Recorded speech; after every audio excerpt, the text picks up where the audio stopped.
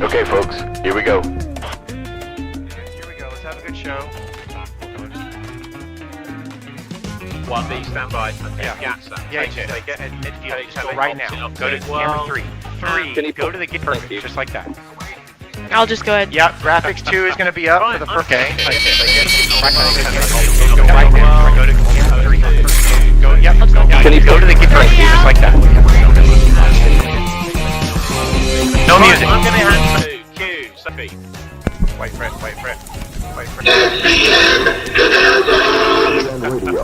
On radio in the Canal Zone.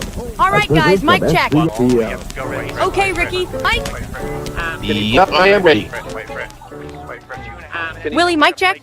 Yep, let's go. 1B, stand. 1B, stand. 10, 9, 8, 7, 6, 5, 4, 3, 2, 1, and we're live. Okay, and go. All right, takes us back to our Panama days indeed. Every Friday night, that's what we do, guys. We go back to our Panama days. Happy hour at the Balboa Yacht Club, 8 p.m. Eastern Time, 5 p.m. Pacific Time, and of course, 7 p.m. Canal Zone time. You know, first of all, guys, don't forget, like and subscribe to the channel. But Ricky, happy Friday to you, man. You know, Willie, God, you fixed that little thing, man. did. That was a smooth entry, man. So, guys, get ready for an incredible show tonight. It's our trivia night. You know, we have a lot of fun with this. But anyways, everybody, welcome to the happy hour at the Balboa Yacht Club. This is a production of SCN Canal Zone. Guys, we're so happy to be here once again like we are every Friday. We are a podcast dedicated to the Panama Canal, to its people, to its history, to its architecture, to its construction, the Zonian community. This is the place you come to hear and learn all you can about the Panama Canal and the Zonians, which are the former residents of that famous canal zone in Panama. Yeah. Guys, thank you so much again from the bottom of our hearts. Willie and I are going to give you guys a very entertaining show tonight. Please grab your glasses, vases, cups, whatever it is. Let's celebrate. Chalice. Let's celebrate this eighth wonder of the world. Salute. Yeah, salute to everybody. You're absolutely right, man. And you know what? It's that fifth Friday of the month, which actually worked well, considering that we skipped a show during the reunion, right? So we had that one break.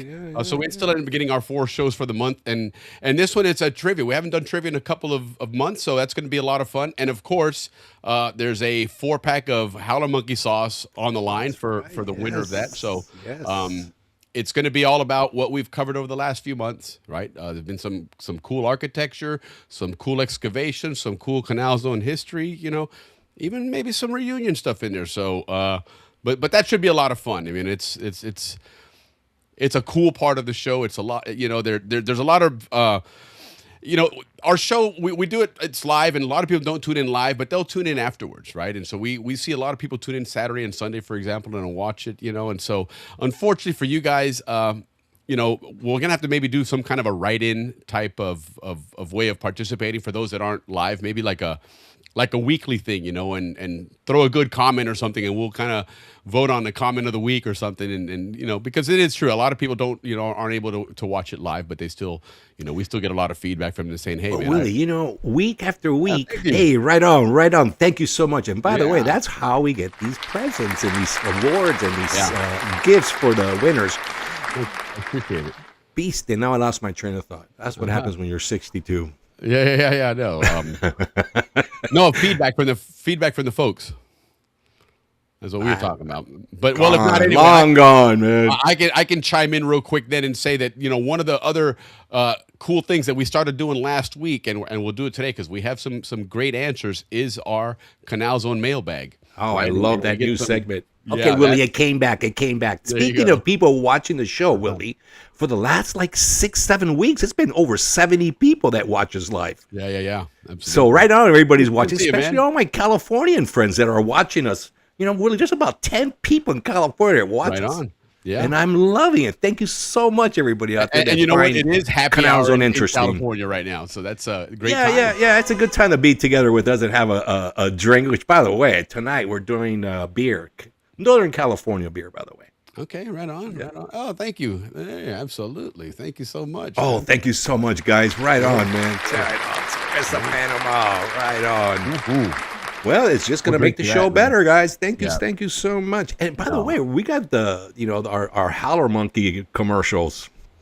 Very Yeah, we're gonna- successful, man. We're getting a lot of feedback on those as well, Willie. I had someone actually reach out to me that saw that. That's not even a Zonian, but saw that on Instagram. Yes. And said, "Hey, I wanted to talk to you about doing some work for our son." Like, yeah, absolutely, I'd love to do that. So that's really Good. cool. Yeah, well, good Answer job, it. and your guys' money goes a long way, and all our efforts are in there to make sure that happens. John McGee, good to see you, Mr. McGee. Yeah, he sent me some drone shots the other day. You know, the house he's building out in Coronado looks awesome. Oh, man. right So, on. Yeah, I haven't looked at the plans. Come on.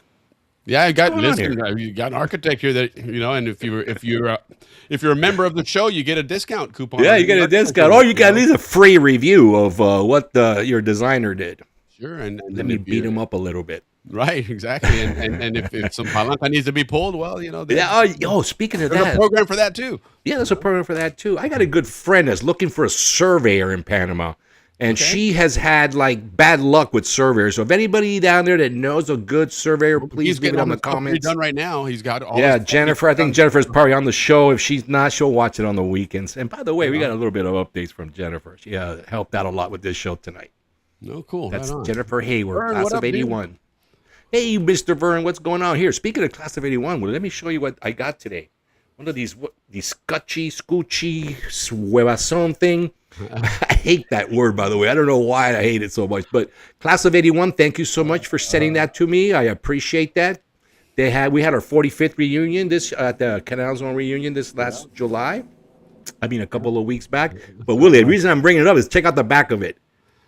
Yeah. Oh, the B badge. Look The at B you. badge. Oh, Yeah, so class of 81, we all had our B badge to go to the pool party. I think that's as far as I got was the B badge. I was like, if I got enough to get in the pool, I'm good. So Yeah, I didn't. I get think the all of us I. only What went B. was it? It was B. Then they had. What was it? A, B. Then Oh, because you had to go advanced underwater or something. You had to hold your Yes, breath for and like then you had, I 5 think it minutes was or something. I, Yeah. intermediate, and then I think that's what it was. So what were the badges that we had? Because I I only just got the remember B B, badge. man. That's all I remember. And That's as all long we as I had enough to needed. get in the pool. Yeah. Exactly. That was it. That's You were all. good You got to go. get in that pool Wednesday night. If you guys remember Wednesday night at the pool, you guys are pretty tough right. because if you survive that, you are tough. Yeah. It was, mayhem or something. Handballs, of smear the sort. queer. Oh my Yeah, God! Then that French was fries with gravy afterwards. Oh yeah, Willie, let's get going, man. Sorry, we do this all the time. Well, I love you for it, It's man. We're great, so- man. Okay, so I there it is. know, Here we I go. love the banter, man. We're Just so here good to at be able it. to come to the rescue here. Hey, right on, yeah. BABIS and AS. So it's beginner, advanced beginner, intermediate, swimmer, and then advanced swimmer. I would assume is probably what those Swimmer. I would. Yeah. What else would Are. it What be? else would you have on an S? You get shark. They get, yeah, they get Tiburon. Okay, so right on. Thank Oh, you, right Tony. on. Yeah. Oh man, nothing like those.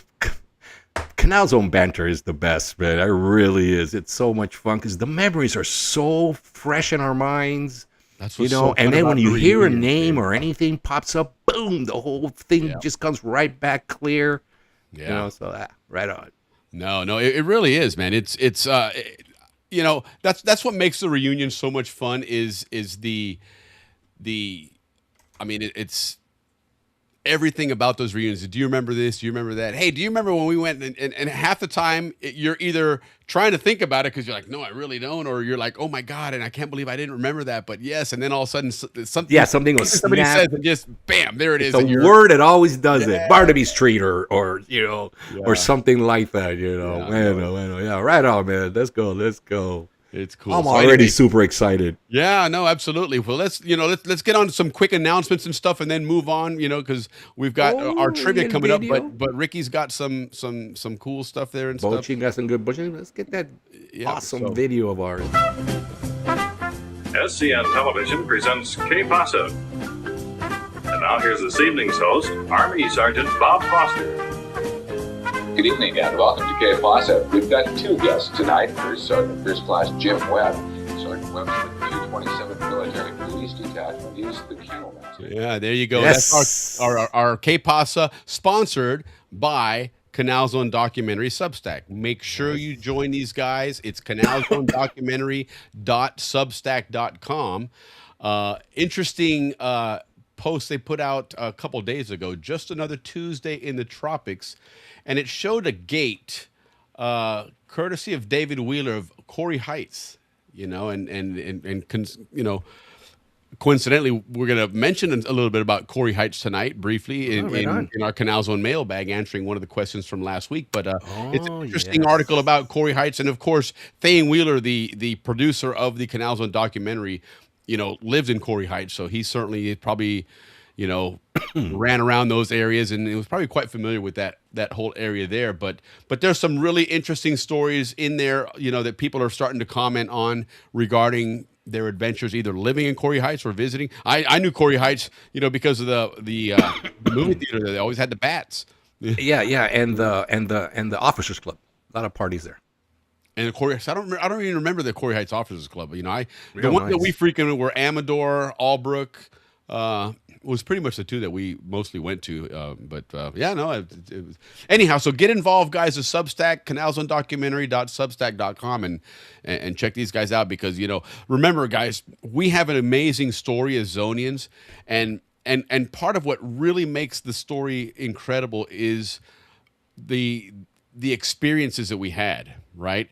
Everybody has seen or read, you know, the books, The Path Between the Seas. They've seen, you know, a lot of these documentaries and everything else. But, you know, when you truly get to the essence of what the Canal Zone was and what it stood for and who the people were there, that's a story that, unfortunately, when we go, the story goes, right? And so, you know, things like what we do here on the show, and, you know, like we have 3 hours of Al Sprague telling us about Al Sprague growing up and doing the same things we were doing, which half of them were no good, you know, but that was the essence of being a Zonian and growing up and running around in this great place, and that's what Thane Wheeler's doing with this Canal Zone documentary. So, you know, get involved, and one way to get involved and stay connected with what the different topics are that you can share your experiences on is through that Substack, because you can get in there and share it. It's like a newsletter on a lot of different topics there. So definitely check it out, man. That's well said, Willie, because that leads in right into what Alex Reyes is doing, and that whole committee of people he has working with him. Is doing with that reunion in Panama in January, which is what we're going to be promoting next, obviously, is just that reunion is all about those experiences, reliving those experiences, whether it was the train ride or the boat ride or the you know, whatever. There's a whole bunch of different experiences that they had. But one of the new experiences that I saw Alex post recently on Instagram was the fishing tournament. It's now going to be called the Al Sprague Fishing Tournament. And I can see that being a huge Tivoli-size hotel event. Yeah, no kidding. Because he was known to be a fisherman. You know who else? Willie, Mr. Coffee. I don't know if you knew the Coffee, but that man always was same thing. A diver, a fisher, you know, Mr. All Around. Zonian, right, and that's an old Zonian family, by the way. The Coffees, yes, indeed, yeah. No, that's really great news, because it's a great tribute to Al, and you know, not that his art wasn't incredible, because it really tells the story of the Canal Zone in Panama, you know, for both Panamanians and Americans, but he had a legacy of an amazing life in the Canal Zone, where I mean, he grew up down in the Canal Zone and had just amazing stories of the things that he did there, and you know, to go on and become such a successful teacher first and foremost, and then an artist. That's correct. He was an art teacher. I mean, how lucky we were. Yeah, exactly. And his wife too was an art teacher, Mrs. Sprague. Yes, exactly, man. So, you know, it was really fortunate of us to be able to then have the opportunity to talk to him and have him on the show. And like I said, he was on for 3 hours, man. If you want to catch up on a fun show that'll take you back to the zone, you know, watch that show. Willie, I got something I just remember from him talking. Right. One of the skits you see now all the time is when somebody is next to a coffin and the coffin pops up and the person pops on. That's like really popular now all over social media, right? Right. Who did that back in 1955? Nobody other than our man Al Sprague. And it wasn't staged either. Those guys, what do you mean stage? No, that was well planned. They knew what they were doing, man. Yeah. And they scared the living daylights out of those people. Yes, The they bus sure driver jumped out while the bus was still Yeah, moving. no kidding. Yeah, no, that was. Canal Zone reunion, yes, 1927. So it's Yeah, like- that's their new logo. The dates are the 17th through the 24th of January, 2027. This is, although it's considered kind of that downtime as we've spoken about before, they get you right in between the holiday travel and then the carnival, travel season. There's a bit of a lull there, and so they take Tickets advantage are of that cheap, gap. yeah. For cheaper tickets, but they fill up because there's people. This thing is starting to fill up, especially the class reunions. You get a lot of people going together for these class reunions. 87, 82 are some big classes that are planning some big things there. So get your stuff booked early. Stay tuned. There are Canal Zone reunion on the on Facebook. Just look them up. It's easy to find out. If not, just find Alex Reyes on Facebook, and he'll certainly have links on his profile for it as well. And we'll of course throw it on here. I think we have the. We might have it. No, we do have it on banners. I'll get to that. Yeah, it's right here. I've got it scrolling on the bottom right. Canal Zone reunion. They have a website as well. You should be able to click a link there for a form, fill it out, because then they'll put you on an email list. And as soon as they open up something, some of these events sell out quick, guys. Quick, okay, yeah. Especially they're the very boat much in rides. demand. Yes, the boat rides and the especially. train rides. Those things go quick. Big, and they're and both of them are absolute hits. And so there's no surprise that they sell out fast. So the moment you get that email, respond, book, and pay for your stuff and get it booked, because you're going to get down there and it's come on, help us Zonian out. Yeah. And the Chiva Paranderos, good thing is they never sell out because there's so many Chiva Paranderos down there. Yeah, that's become They quite can just popular. keep filling them up. And I've heard they just like keep adding and adding because so many people want to do that. Sure, Cruise makes around the sense. Canal Zone Yeah, no, with absolutely. the cocktail and see the spots. Hey, Sheila, good to see you. Happy Friday to you. And Chris Hi, Sheila. Jeffries is in sunny LA. Chris, I got to chat with you. Oh, right That's on, Chris, in California. Project that I'm working on that I'm gonna see if you might be interested in. But anyhow, enjoy your stay there in sunny California. And man, Corey Heights Oak Club was awesome. Saturday night pasta nights. Okay, right on. Yeah. Like I said, I didn't frequent Corey Heights hardly at all. It was on occasion to watch a movie. And that was really my extent of Corey Heights. I really don't know it that well. Yeah, class of 81, class of 82. We had a lot of events up in there. I mean, we would drive close to the gate and go to the Laverty's house, sometimes, but it was right before the gate, but that was it. That's as far as we got. Those guys were pretty cool. You could easily get into Corey Heights. Yeah. Corey Heights was like Amador. It was one of those open bases in a lot of ways. Yeah, in a lot of ways, yeah. It was never difficult to get in there. Yeah, hit me up tomorrow. I definitely will, man. Did you catch Noriel's Instagram? You know how he keeps promoting. He keeps promoting the railroad, right? Make sure it doesn't get demolished. And by the way, so is Shorty and Slim. But you know what he did? He did actually La Prensa did it, but he was promoting it because of his promotion. La Prensa, Willie, that's the big newspaper. Yes, it did is. a thing on the kiosk of that train station, the Ollers. Oh, And it was well done. It was, going back, and they spoke of how all the Canal Zone kids went there, and we have spoken about that here on the show. So right on, Noriel. Thank you so much for that. That you keep promoting that and keep promoting the Canal Zone experience, man. So right on, absolutely. That deserves an applause, man. Yes, and remember, Shorty and Slim will be playing there. I think it's this. No, not next weekend. 16th, isn't it? I thought they said the 16th of August or something like that, or 2 more weekends then. Yeah. Yeah. So Not if this somebody weekend, knows but if 2 it's more. a different date, but they're going to have a big concert with several groups there, and get a big crowd out there and give this thing the recognition it deserves, because it This really is the last chance. outside of the whole Zonian legacy and all that stuff. If you take the whole Canal Zone component out of the way, this is the first Atlantic to Pacific railroad in the world. Right, this one was there before the railroad was completed in the United States. Okay, it beat it by 12 years. So this was the first. So it has something that really is something that Panama can honestly say this is ours, because it was before the canal, right? It was before the. But it was still Gringo, though. It was still Gringo. The Panama Railroad was Gringo. But listen, there's because the project is built by a different country. It's the expertise. It's like hiring a company, but it's still. I get done it. I in get it, Panama. Willie. You're The right. Panama First- Railroad was the first one. First and they should honor it. They should No, absolutely. you're right. You're honor absolutely right. You're absolutely right. And missing the boat on this one could be, come back later and hit. Yeah, Bite a word. and then Captain Eftimitis raises a great point here that that CZR, it's a great reunion. All the things we mentioned, all the great experiences, all the fun and everything. A lot of people that have gone recently have said, this is the first time I've been back to the zone since I left in 78, 79 or whatever.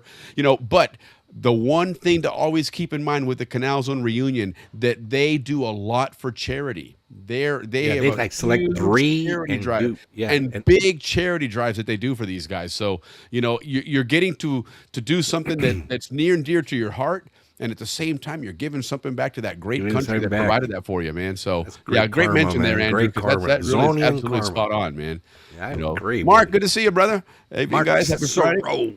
Thank you, Got my Mark. beat Thank back you at for always 3 being years with old. us, Mark. Mark's been with us from the beginning, man. I love all Mark's you guys. the champ, man. Right on, man. This is Mark's a really true your show. Zonian. This is your. It's everybody's. This is what This is the when Canal everybody Zone knows show, your man. name. This is a Zonian hangout, happy hour. It's just a lot of Willie, fun, I don't know what man. happened to my throat, but I'm gonna have to drink all night. I know. Wow, what a shame. What a shame for a Zonian to say that like it's a bad thing, You get a B badge for that, man, a beer badge. Yeah. I brought my B badge. We basically lived in those real. Yeah, see, that was the thing, man. As a kid, you weren't lacking for activities, whether they're organized or not, man. And those pools.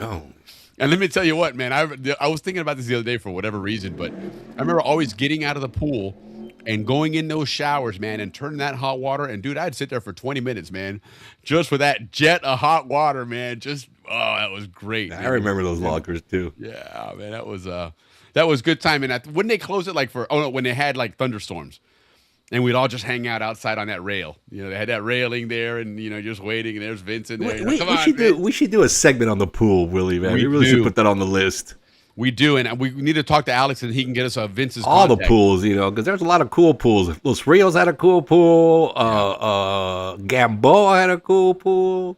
Yeah, even the Atlantic side, I'm sure they had a good pool. I'm sure they did. Albrook had that Olympic size one. Yes, they did. Yes, they did, with a big giant diving board and everything. Mm-hmm. I remember that because you see it clearly from the football fields and everything. That's right, man. That was cool. Yeah, we should do that. See if we can get Vince on. Because he was yeah, that'd be great. We got to talk to Alex about it because he had him at the reunion. Yeah. They even have a song for him. Yes, he did. Yep. Yeah, so cool. Well, guys, if a little bit more announcement news, butching, we do kind of combine this plus banter plus comments. This is my favorite segment of the show, right? And you made that very clear last week. Let me tell you, okay? Museums are a big thing in Panama, Willie. Yeah. We know of the Canal Museum. By the way, speaking of the Canal Museum, Jennifer Hayward, class of 81, but her married last name is Dahl. Okay. And she's also, by the way, looking for a surveyor. She was just recently at the Canal Museum there in Casco Viejo. And one of the things she noticed was a Zonian was front and center in one of the displays there. This guy named Alfred E. Osborne. And you know how Canal Zone documentary just posted on the La Boca School and the teachers at the La Boca from the West Indies, etc. Right. Well, there's a reason, because of the Canal Museum is doing a thing on this distinguished graduate from Paraíso. He went through the Paraíso schools and then went to school in the States, got his master's degrees, came back, and I forget the year it was exactly, but he became the director of the La Boca School. And he came. So back then, like you'll see in the Canal Zone documentary, there was a lot of people from all different islands. So the schools were based to educate them on that history, that life. Right, that culture. And that's the culture that they would. So they would have to bring teachers in from there to teach them. Okay. So when Mr. Osborne came educated from the Paraíso school system, his main thing was to train as many teachers as he could, so that the Canal Zone government wouldn't have to bring people in. Now you're going to be taught by people from the La Boca area. They call silver roll by silver roll towns, right? So one of the things that that in itself is great, but one of the super great thing this man did was he was very instrumental, Willie, with getting the Canal Zone government to do some educational reform. Right. And part of that reform was to turn Paraíso into the stronghold amongst the West Indian intellectual elite schools. Okay. So Paraíso, those schools were very elite. Almost like, I guess, what they have here in Florida. I don't know if it's in the rest of the country, but they have what's called magnet schools, and they have higher education classes and stuff. You know, some advanced classes they offer and things of that nature. So I imagine it probably was something similar to that. You know, and the Canal Zone government makes sure that their teachers, their curriculum, everything was at the elite level. And you know what? My mom was a teacher. That's where my mom started teaching. Was in Paraíso. Well, right on. Yeah. So. That was a great story from the Panama Canal Museum. You guys, if you're there, check it out. Yeah. His son Miguel was a Balboa High School graduate, 66. Okay. So back then. So yeah, go check that out, guys. And if you're into history and stuff like that about Panama, here on the show when we did the Tivoli segment, we talked about how Panama went from Casco Viejo, Santa Ana, and moved his way around. And before he got to Paitilla, because we were talking about the Union Club, before he got to Paitilla, the top city, the elite city like we know Paitilla to be today, was San Francisco. San Francisco is where Atlapa is. If you guys right on the other side. On the other side, that's where San Francisco is. Yeah. Well, they're doing an exhibition there of all the original, when they first started San Francisco. So you will probably see things there regarding the canal construction. Sorry, guys, I'm drinking beer. So the canal construction, and of course the history of the architecture and the city planning of that area, which kind of ties in with the Tivoli. Yeah, and remember. Some of that area there was part of the Canal Zone. Remember Paitilla? Correct. Paitilla was part of the Canal Zone, right? Yeah. And then it moved into Paitilla, Correct. So on Calle 50, there's a place called Panama Art Supply. If you guys are in Panama, go check it out. It's from from August 2nd to August 15th, free of charge. So go check that out, guys. And, there's Sunday. a lot Sunday of museums in Panama, man. There's even Yeah. a whole... Corundu is called the city of museums. And so Panama, and of course, Andy of Tomidas, we know he's trying to open up a museum in Panama too. Speaking of cities, a city of saber or city of knowledge. I got some good stuff tonight about that. Yeah. That those guys are on. Those guys are in the map. Clean guys. We're gonna get to that in a minute, but Clean is gonna be like Paraíso School, world class in AI training.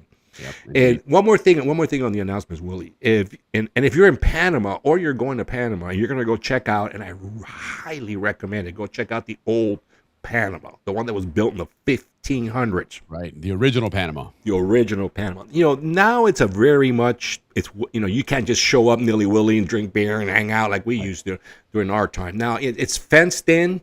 Sure. You go through. You have to protect it, right? So it's guided tours on a tram, but there's a museum there that you can. Again, you're going to get great history, but you know what's great about Panamanian Museum?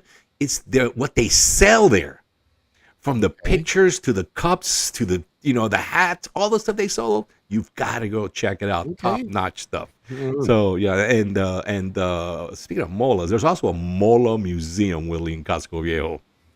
So there's museums for everything, and our boy Andy's going to be doing a museum on the construction days of the canal and the military, right, Willie? How the military protected the canal. Yep, the defense of the canal. Yeah. All right, well, let's go right into Willie. You want to do some comments before we get into this bulging news that it's incredible, and took me all week to put this together. Yeah, because it's unbelievable what's happening. No, absolutely. We have any what? I'll tell you comments? what. We're gonna throw a what are we gonna call this? We're gonna throw a little audible in here real quick, okay? Because something we haven't done in a long time, and people have asked for it. So we're gonna go back in time to the early days of Happy Hour at the Balboa Yacht Club. Since we've got a good boching segment here, why don't we just do this, Ricky? El bochinche.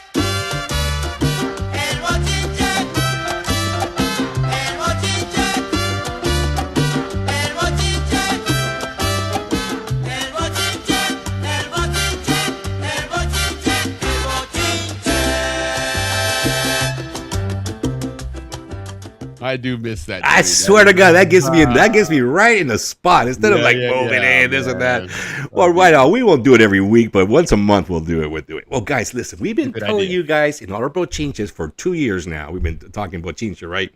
And so what I'm doing tonight is connecting all these dots of all these different bochinche stories. I mean, when I told you these stories, I didn't know what the whole puzzle was going to look like, but what it looks like now. They're just random. It's just random. So the first was, I was following the California reporter for the Canal Record, and her daughter or his daughter went to Howard with her company from Silicon Valley. I thought, oh, how cool. Okay. Canal's own, daughter goes, granddaughter, whatever, goes to ANCON with her Silicon Valley. That was a great story. So we kind of talked about that right on. And then after that, because we always talk about Molino and whatnot, and then, the free trade agreement with the United States, how they remodified it right before the tariffs. Right. And we thought, oh, what a great deal. We're going to be, and then through that came Mercosur because of that agreement. Remember that? Yeah. And then months later, they had like in 23. So this is like 25 news where they came up with this semiconductor partnership. Right. And we've been talking about that as well, right? Yeah. Oh yeah, Panama's got this contract. Like, why? What would it be? I mean, why Panama, etc. All right. Yeah. And then just last month, actually a couple of days ago, and we talked about it last week. President Trump, no tariffs for Panama. Everybody else, tariffs. Panama, none, zero. Right? So we're like, oh, right on, yay, Panama. And then just a couple of days ago, major announcement, guys. Panama joins Pax Silica. I don't know if you guys know what that is. I had to look it up. Mm-hmm. And what that is, Willie, is Pax Silica is a U.S.-led alliance to secure our supply chain when it comes to the following: semiconductors, data centers, AI computing systems, correct, critical minerals, and absolutely. More important than anything, fiber optic networks, which by the way, Panama has got like all kinds of up-to-date, and they're actually installing some right as we speak.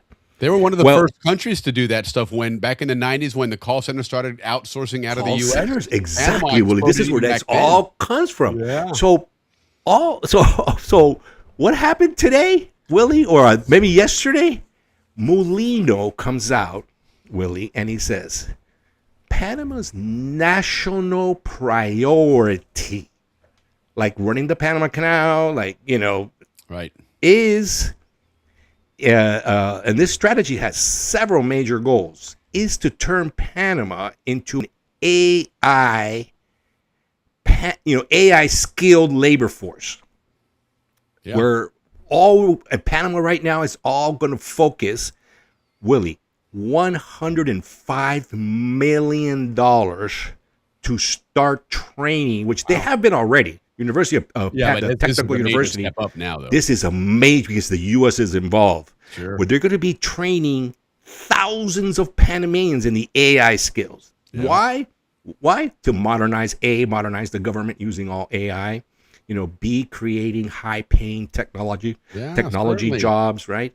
But most important, to attract American technology companies. Right on. Because we have all these trade pacts, all these agreements, all these partnerships, and to position Panama as the AI digital logistics center. Okay, so in other words, all the information comes there, and then from there it goes out. And think about the export possibilities with hardware going into Panama with no tariffs, that you can ship it to the U.S. This is why everybody's going to go there. Exactly for that is the no tariffs and the free trade agreement, so you can just sell to the American market and be part of that supply chain. Right. That is, completely. The Panama Canal is obviously a big component of. Now, why was Panama chosen, Willie? Few countries possess what Panama has, right? To begin with, the canal. Yeah. But what it really has is world-class fiber optic connections. Mm-hmm. And this is what we just mentioned. This is where the major investment is. Of course, Panama has the excellent banking and the two airports, Tocumen and Howard. Yeah. All right, now here comes And the a big large one. English speaking, population. And a Panama's large- always had an but- English speaking because of the Americans there, But here's the other main reason, Willie. Remember how we mentioned that the University of Arizona came to Clayton Yeah. to open up? Okay, well, this Tempe's is all got a big part AI of center that. too. Yeah. Not only has listen, the University of Panama, their tech university, it's called UTEP, UTEP, UTEP. Those guys graduate 3,000 engineers a year, but they all leave. They all leave. Right. I mean, right now, the University of Arizona hired 30 of these Panamanian engineers working for them. They all leave. The vast majority of them leave. And so now the University of Arizona is opening up a campus there where they're, they just graduate 30 people, but they've all left. They got 50 more that are graduating and are going to be leaving as well. Right. With another 100 more in the pipeline. Drake University, as well as the University of Texas and Purdue, are all moving to Clayton for this to provide this education to this humongous Big effort. influx of students coming in.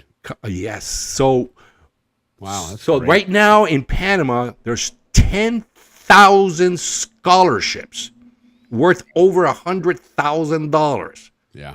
To go get trained in AI. All right. On top of that, Willie, and we'll be done with this because this is amazing, man. It really is. And this is all came out today or last night. Sorry, last night. The U.S. Embassy also opened up in Clayton a place called Rincon Clubhouse. Of course, Clubhouse. All right. You know, that's Clubhouse. so There you go. Zonian, You got it from Ricky. Rincon That's- and Ricky, what man.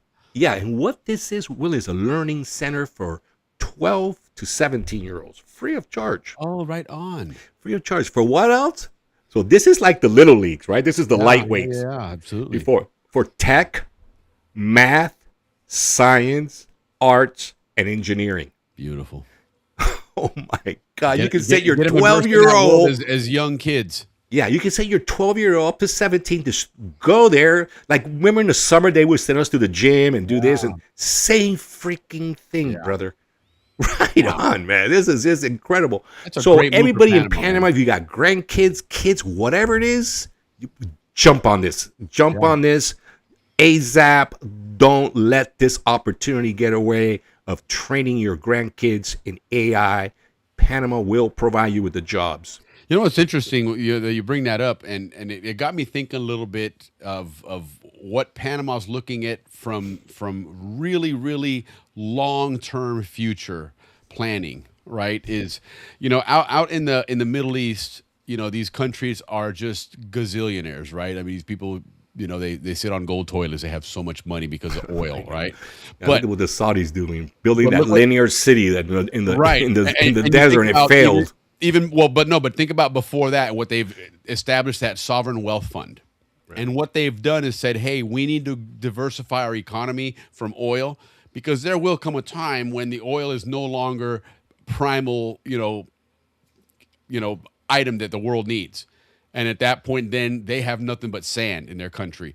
And Correct. you look at Great Britain. I mean, Great Britain, relied on all these countries, and they realized at some point all these colonies are going to go away, and so they diversified into finance, and they're a huge country because of finance. Panama is going to realize there's going to come a time when the canal is no longer the end-all be-all for shipping, and then what are you going to have? Right, So that's you're- exactly what the president said. We don't want to just export logistics services. Right. They want to start exporting programmers, AI engineers, cybersecurity specialists, data scientists, cloud engineers. Yeah. Oh Get ready for the my future, man. God. Absolutely. Right on, man. I'm so happy that they've very chosen cool. Panama for that. I know it's a future, midterm, not short term, but hey, we're on the way, we're on the way. To start. And let's get those kids, or as many Zonian grandkids as we can get, man. That is just it. We're gonna Especially promote because that. you have that edge with your English. We're gonna promote exactly, Willie. We're gonna promote that. You guys get those kids there.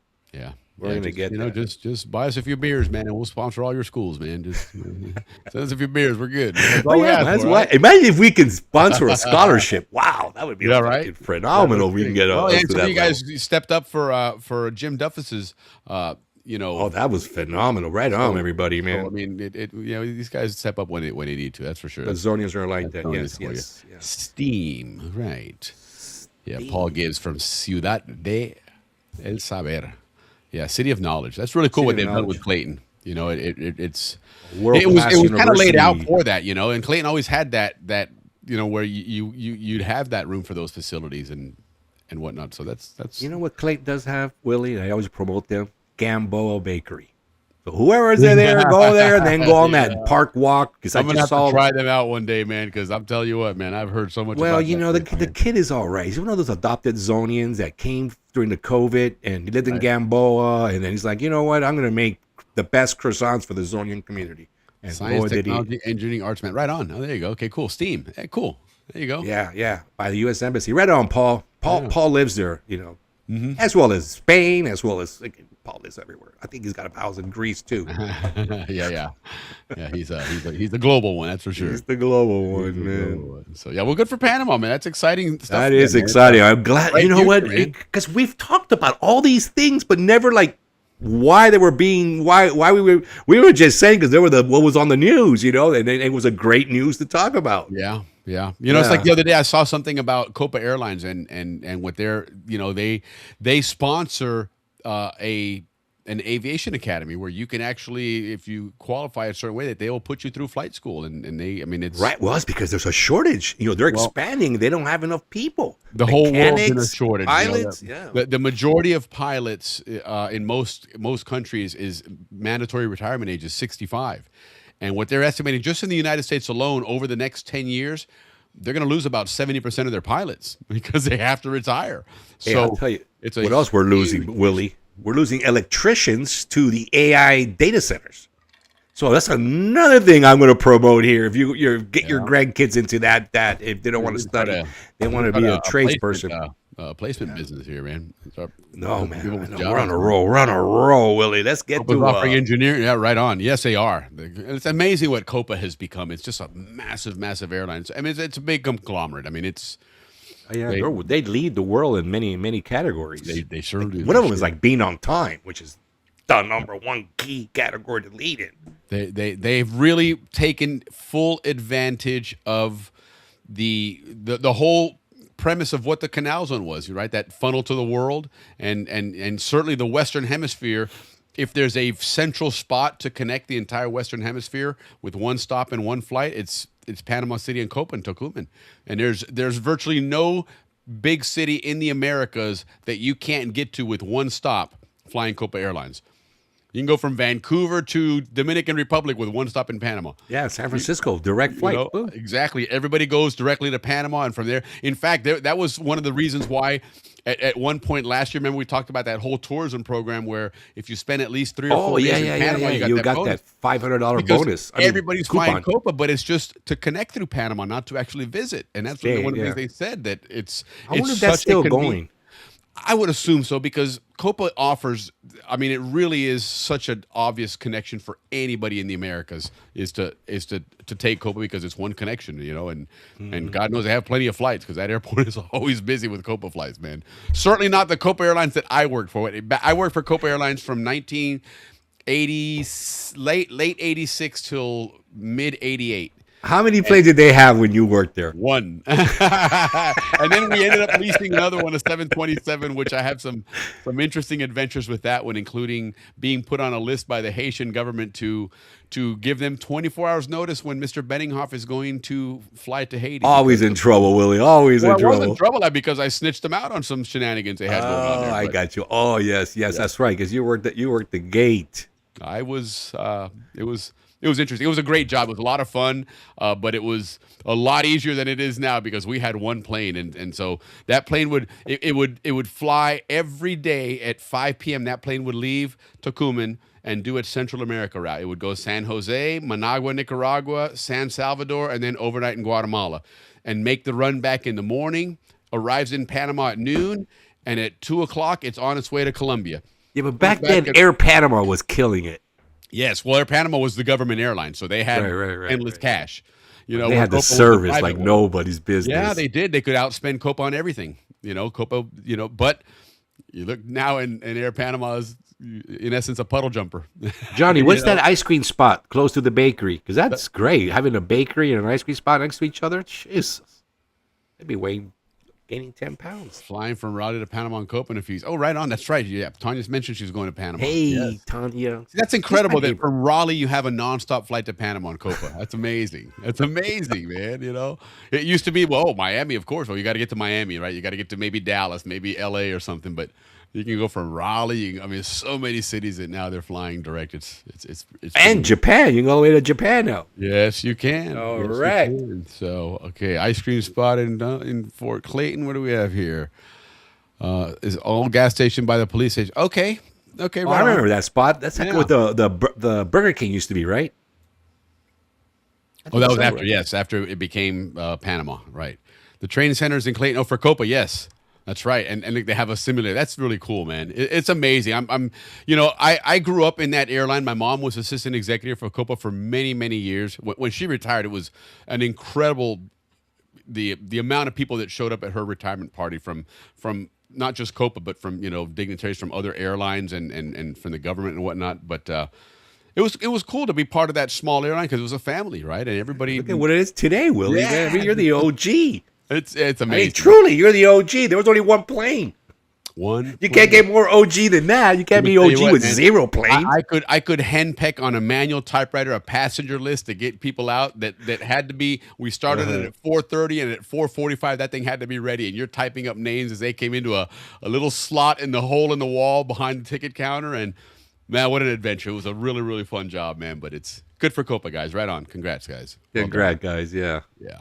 So anyway. Another All right, cheer, moving on. What another else cheer, we got on another the cheer, book and here? another I know, cheer. right? Absolutely. Cheers on that for sure. We're going to be talking sloppy here in a few minutes here. I know. We got some trivia. Good thing we already know the answers, man, because otherwise it'd be a mess, man.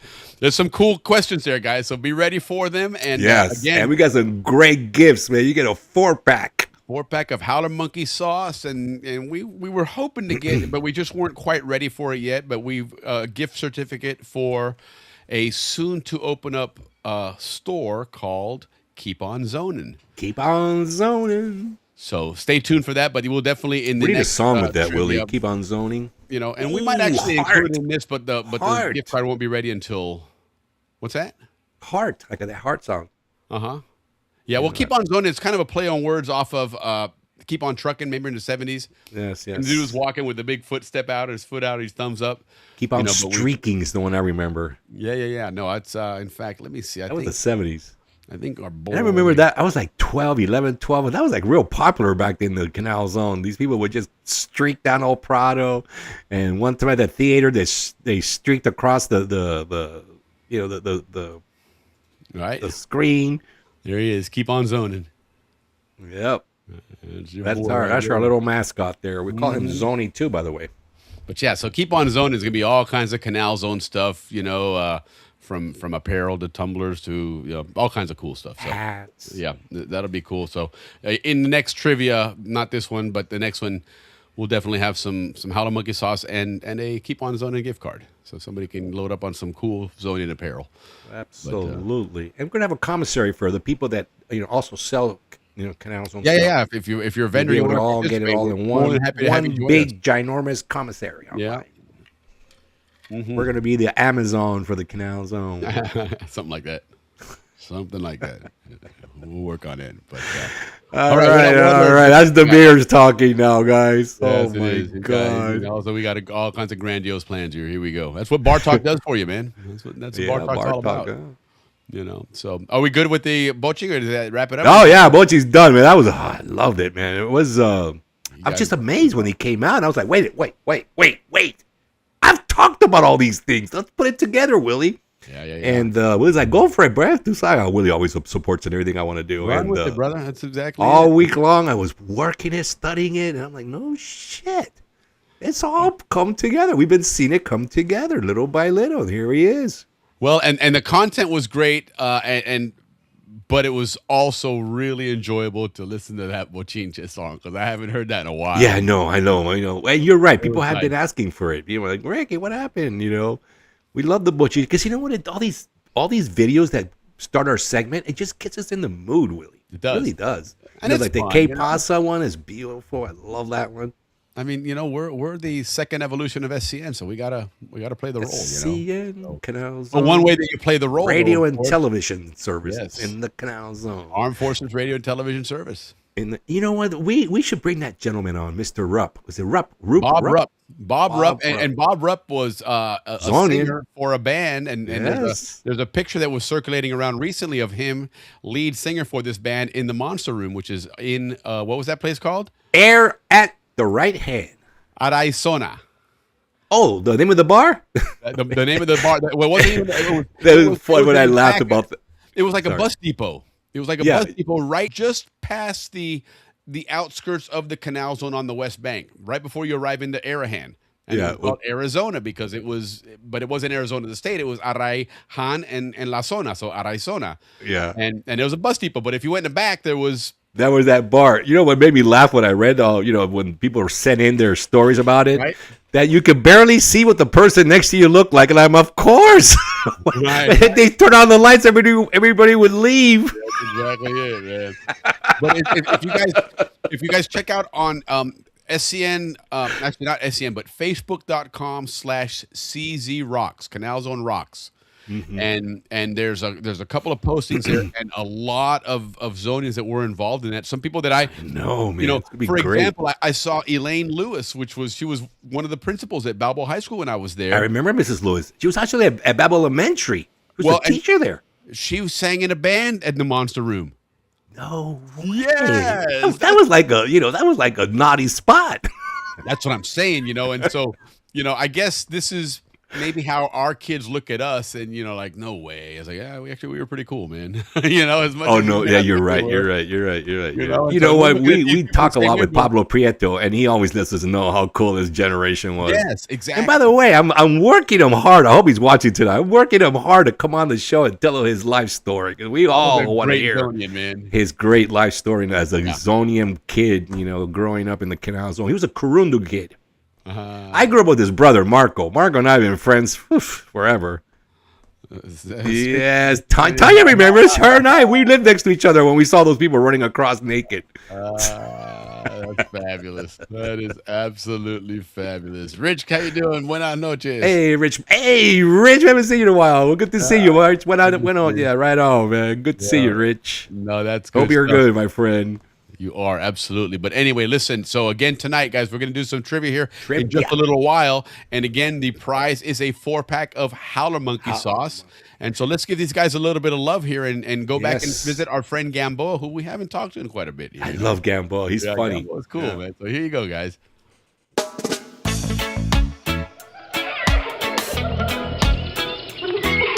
Howler Monkey Sauce sent me to the jungles of Panama in search of their new spokesperson, and let's see if we find them. Hey, listen, you don't need to keep looking for a spokesperson. You found me.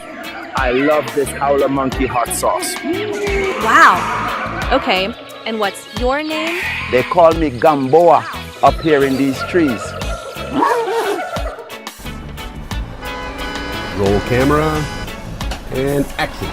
This one, the Amarillo, is going to be amazing on chicken. Trust me.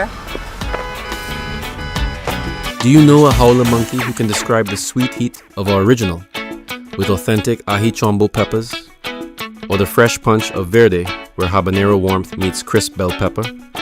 How about the bold tang of Amarillo, yellow Scotch bonnets blended with mustard seeds? And of course, our hot, the same great flavor as original, with red habaneros for that fire.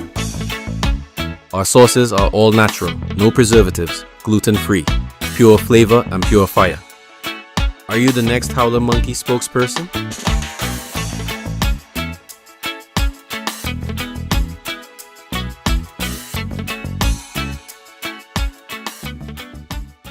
Definitely uncage that flavor, guys, because it is they do have and not for nothing, but I've actually been pushing these guys before they even became a sponsor because I do love that hot sauce. They're so good with the Zonian community. Hot sauce, and it is, and it's a Zonian community. This is 2 Zonians that make this, and you know, it's pure Panama. Everything about that, you know, from the ajichombo to the, you know, I mean, I'm gonna try it with my chicken now. That yellow, I forgot about that. Yes, I'm gonna yes. try that. They're 4 different flavors. They all have different flavor profiles. If you're not really into hot sauce, the red one may be a little bit much, but you could probably, you know, just, you know, bring it down a little bit. But the others, they actually have a good flavor to them, and they really do complement certain foods. In my opinion, you know, that verde is great on anything seafood, you know, on some your Mexican dishes, you know, even on pork and stuff like that. Amarillo is great on a steak. It is fantastic on a steak, and even like Ricky found out the other day, on a pizza. It's great on a pizza, you know. And the original is a Panama flavor. The original one really, you know, if you close your eyes and someone said, "Hey, this is Panama hot sauce," you'd be like, "Yep, it sure is." You know, it really does. These guys are spot on, man. They're great hot sauce. Give them some love. They're available on Amazon if you're here in the States. Panama, I think it's Magoo's is one place. I think if McGee's still on, if you can chime in. You know, Magoo's. Austin Mamas has it. They serve it. Yeah, so definitely, you know, check these guys out, man, because they have a great selection there. But if you're up to speed on your latest Happy Hour at the Balboa Yacht Club episodes and you paid attention, you may just land yourself a 4-pack here on our trivia. So, you know, definitely stick around for that. So let's, you know what? Let's go ahead and kick off our trivia right now. Anyway, why not? You know what? Better no time like the present is what they say, right? Yes, sir. But let's. No, that's not the guy right there. Who is it? Well, I had an intro go. Oh no, I don't have one. The beginning. Yeah. For trivia, we don't have an intro just yet. I'm working on an intro for that. But here's the thing: when it comes to the trivia, guys, and let's go ahead and jump into our trivia studio. Hey, there we are. There's Ricky on his podium. There's me behind my podium. So the one key to this trivia, in order to answer, you're going to answer the questions in the chat. When we put the questions out, when it starts, there are multiple choice 1 through 4.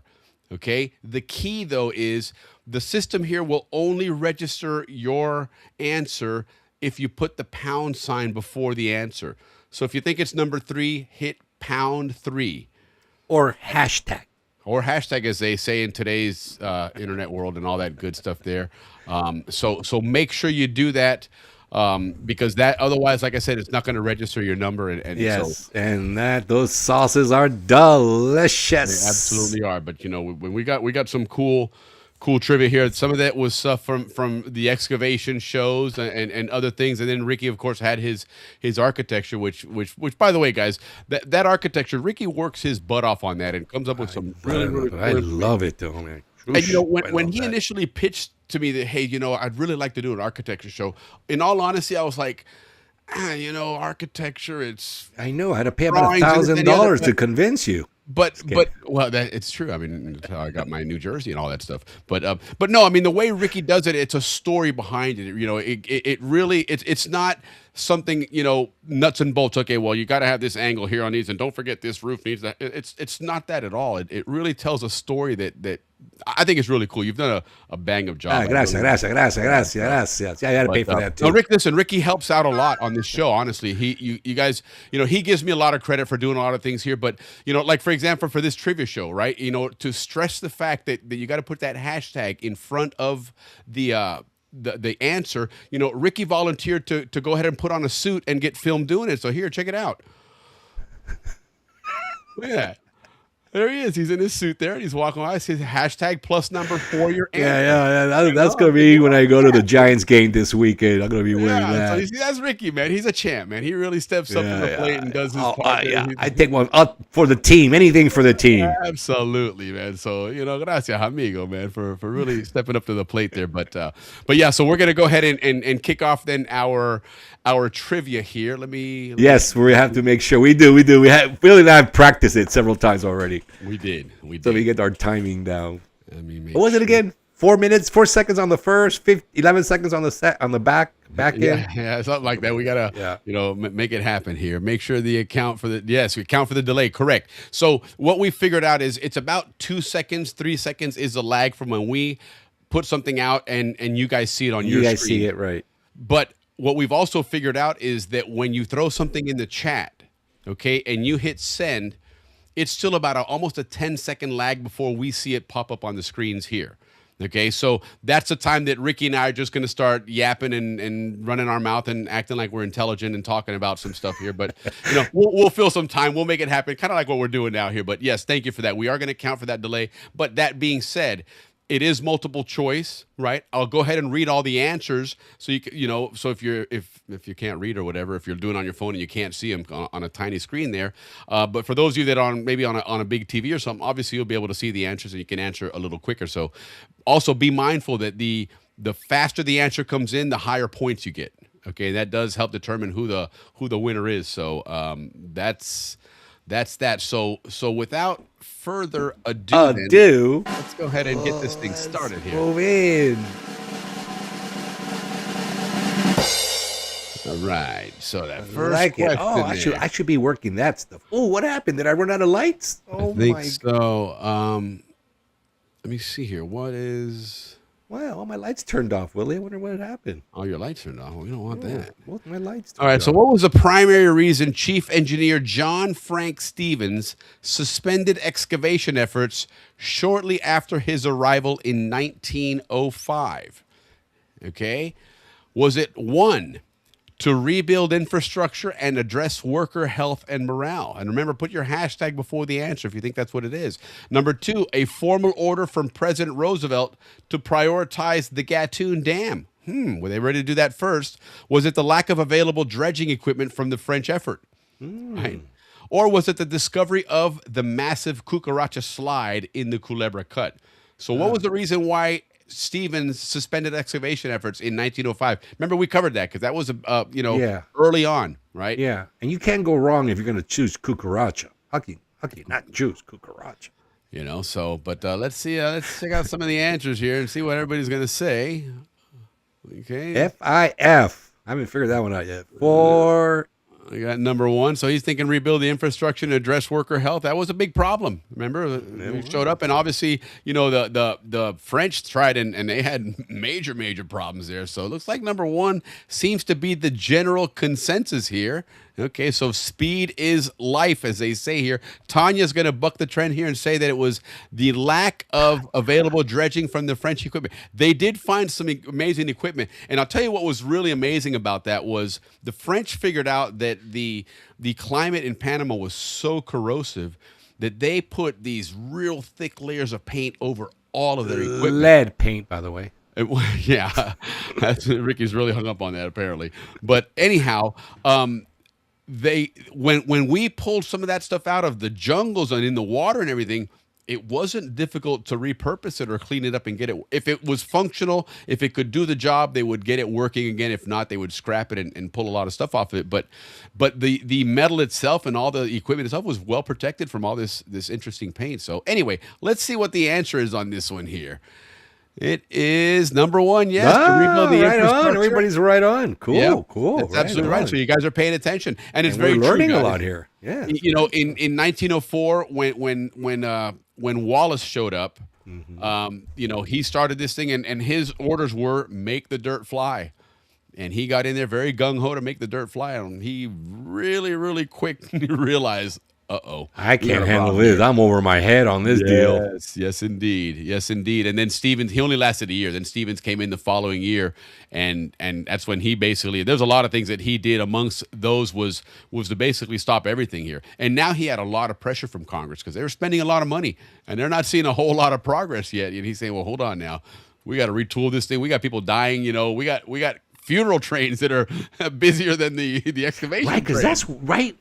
Wasn't that the year that they cured the yellow fever? That's when they started addressing it. That's when Gorgas finally convinced them that, hey, listen, dude, it's the mosquitoes. It's not this bad air. Remember, they thought it was bad air.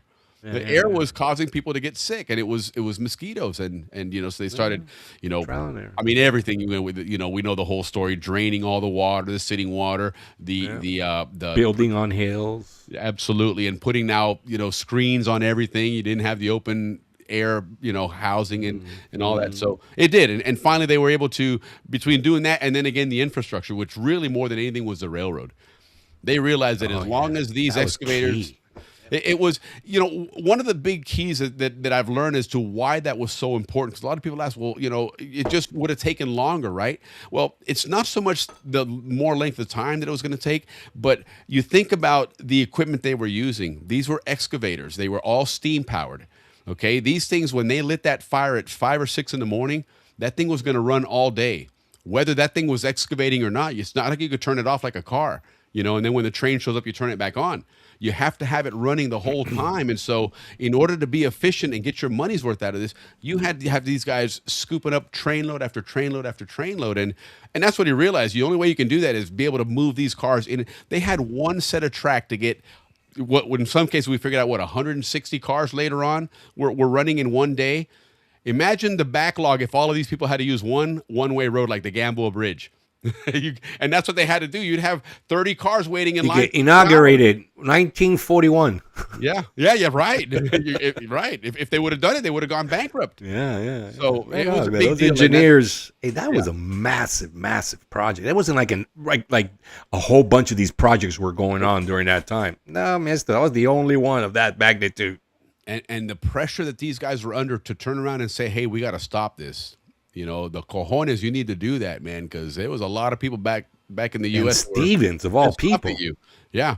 And remember, this guy was a civilian, mind you, right? And which is why hard. He was tough. He was tough. But he was a railroad guy. He came from the railroad world, and he knew how to do that and make the dirt fly here eventually, which he did. So, all right, the next. Oh, right on. What material was used for the majority of the Tivoli Hotel's structure upon its completion in 1906? We told you. Was it a frame made of wood with a brick center section?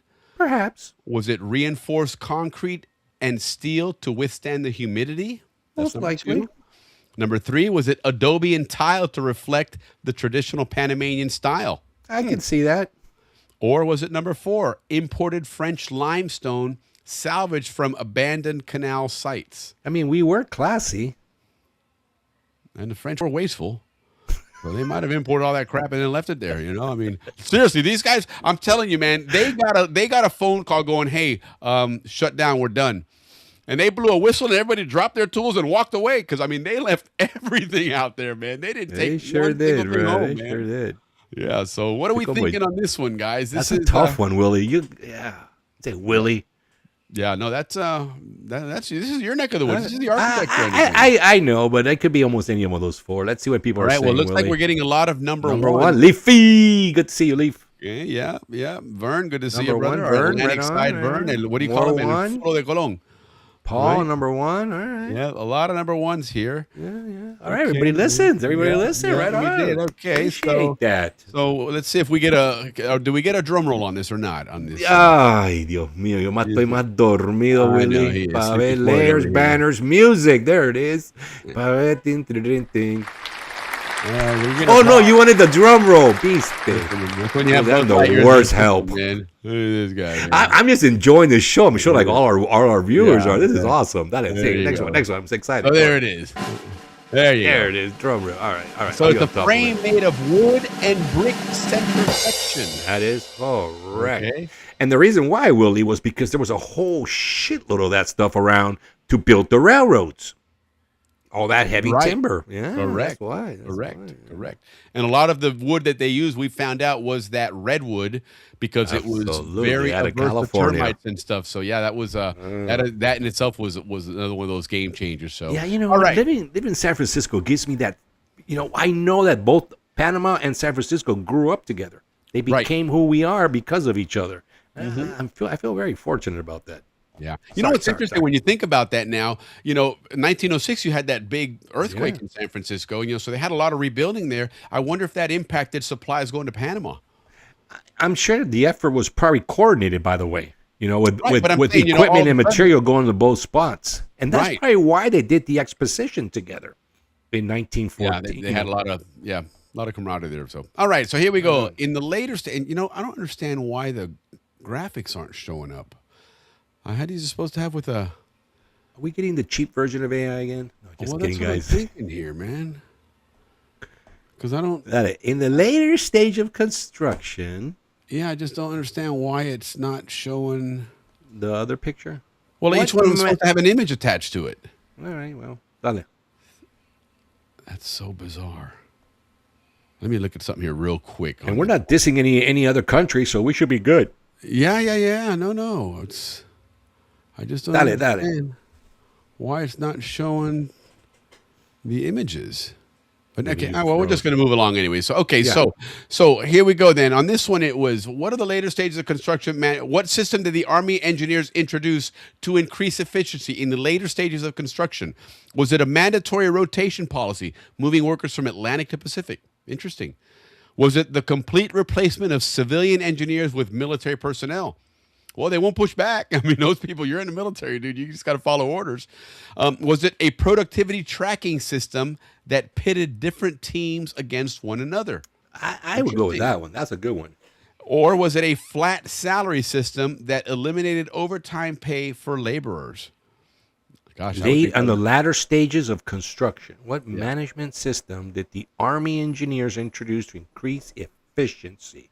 So that means that they reintroduce a new way of doing this project to either go faster or cost less. Yeah. So was it a mandatory rotation policy? So we got a couple different opinions on this one now. These are tough, man. Yeah, We've got an incredible viewership.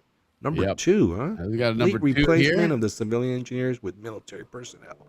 Okay, we got the one about the productivity. No trust in our civil engineers? Beat them. No, right. It seems like number 3 is a general consensus, although number 2 is also, showing up here. So it's either going to be number 2, a complete replacement of civilian engineers with military personnel, okay, or a productivity tracking system that pitted different teams against one another.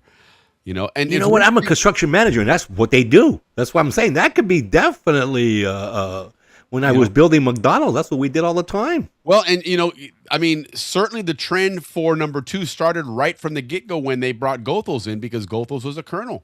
Teddy Roosevelt at this point was irritated that he had lost two the chief Corps of Engineers, of course. You bring in the Corps, you don't need the civilian guys. Resign, right? These are all good. I mean, these can all be, or all of the above, tu sabes. Yeah, or all of the above here. So let's figure out which one it's going to be then.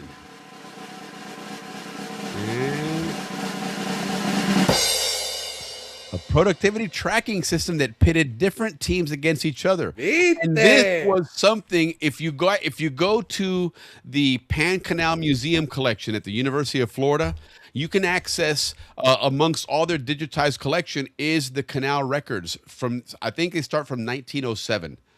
All the way through, and these came out weekly, and you can access every single one of them. And let me tell you what, in there, what they're talking about here, they would put articles in there, and they're talking about which excavator did the most this week, which team did the most, which, Atlantic, Central, or Pacific did, it really made these guys into people that you looked up to, and I imagine if you walk into a bar and a guy walks in, you probably buy him a drink, because this guy excavated 5,000 cubic yards yesterday, man. Something, what a beast. And so they were looked up that way, like sports heroes or something. And that was purposeful to do this in this, think about it. There was no TV, there was no radio stations in Panama at the time. So even if you brought a radio from the United States, there's nothing to listen to, so your only real communication, on a daily basis to keep you entertained and informed was the Canal record. And in that, they purposely showcased this productivity, which then it was bragging rights, man. And that was really it works. It totally works, because like I said, when I worked, we built 75 McDonald's in 2 years in Puerto Rico. 75. Right. So it was based on management systems like this. So yes. Sure. And I would imagine as they started winding things down, as you start getting into 1912, 1913, people are slacking, slow down, you're going to have less need for some of these excavators. Which crews are you keeping? The ones that had the numbers. That's right. And everybody it's a smart way to motivate people and get them working, man. So there you go, guys. It was number 3 here. Let's see what the next one is. That's a good one, Willie. There we go. Hey, this is a good one. Some images here. What year did the Balboa Clubhouse open? Okay, there were several clubhouses. The Balboa, I think 9 total. This was Balboa. This was Balboa. This was the big daddy of them all, right? And it may not necessarily have been the first, but it was the beast, and it was purposely positioned at the other end of that whole El Prado admin building lineup. which was to purpose-built, commemorate guys. those builders. Yes, that's why they indeed. did it. Where everything else, Willie, was cement, concrete, masonry. Yep. Was to say like Balboa Elementary School, right? Yeah, 100%, 100%. The et cetera. What was the you date guys that know we all the got buildings. there? July You guys know. 4th, 1907? Was it January 1st of 1910? Was it December 24th of 1914? Or was it none of the above? Okay. Did I trick all you guys? Let's see if everybody paid attention. Put that hashtag in front of it, right? Hashtag. Do whether it's hashtag 1, hashtag 2, hashtag 3, or hashtag. Willie, yours were so hard. Mine are like super easy. No,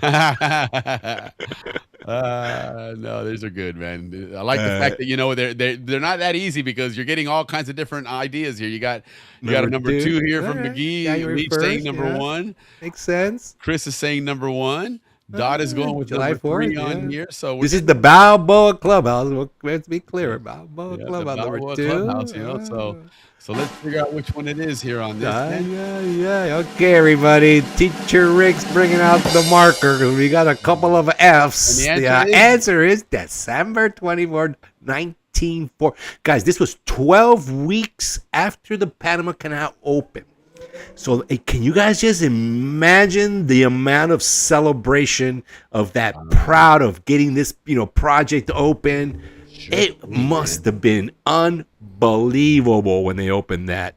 And then 7 years after the Tivoli. So but you know what's tricky? Now that you mention that, what's interesting is that this really is the beginnings of the transition from a construction project now to a support project, and support the personnel that are living in the canal zone, running the canal now, because the excavators are gone for the most part. I mean, there's still a little bit of work gone here and there, but now a lot of dredge work and stuff. But now you're really working the canal. You're supporting the canal. You've got your the police force, the firemen, the teachers, man, everybody, everybody from all the different divisions.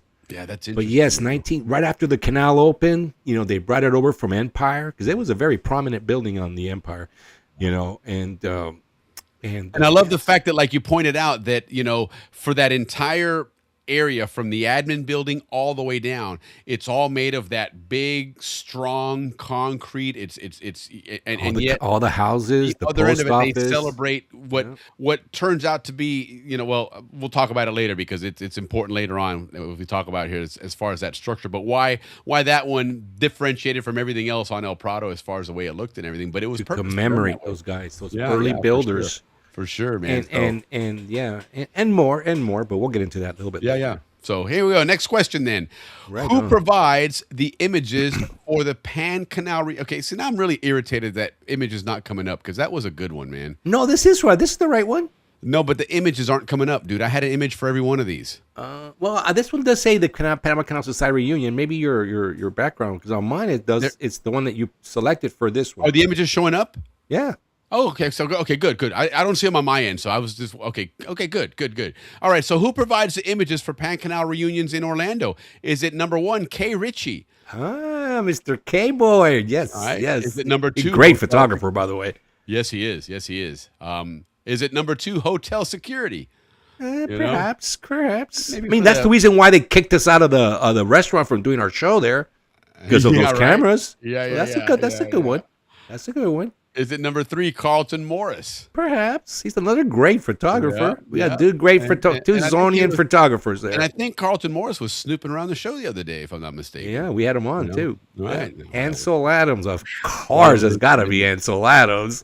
Yeah. Only Ansel Adams can do work at the Canal Zone reunion because that's how elite we are, guys. That's absolutely it. So who we think it is here? We've got a couple of answers here. Let's see what we got. Most people are going with number 3, huh? Okay, well, I think you should go with number 3 on that, but let's figure it out just in case here. Who is it that does that? Everybody went with number 3? Yeah. He's just too popular. We all love Carlton. Yes, Carlton Morris. Yeah, Carlton Morris. We love him. That's one of the funniest guys you'll ever meet, by the way. Yeah, Carlton's great. He always has one of those stories. you know, and they're totally off the wall, you know. Hey, Carlton's going good, man. Hey, you know what? And you're like, why? Where did that come from, man? Carlton's a great guy, great guy. Takes amazing pictures too. If you haven't seen him, go to Canal Society on the Facebook page because he took a lot of great pictures. We normally get him before everybody else does, like at all the reunion pictures. So, yeah, Carlton, thanks for that. But he definitely is a good. I was texting Kay. He laughed. Yeah, right on, Kay. Yeah, let him know he made the show, man. Yeah. Right K-Boy and I go way back. Yeah, I think we were neighbors actually. He's a good guy, man. Yeah. And his brother, the doctor, tremendous doctor. And he was an umpire for baseball for a while there. K-Boy or his brother? No, K-Boy. Yeah, K-Boy. Yeah. His brother was too smooth for that. Doctor. He's a doctor. Yeah. Right on. All right. Oh. We should bring on those Richies on the show because they also have a great Zonian story. Yeah. No. Of course, they absolutely do. They have a good legacy, man. All right, here we go.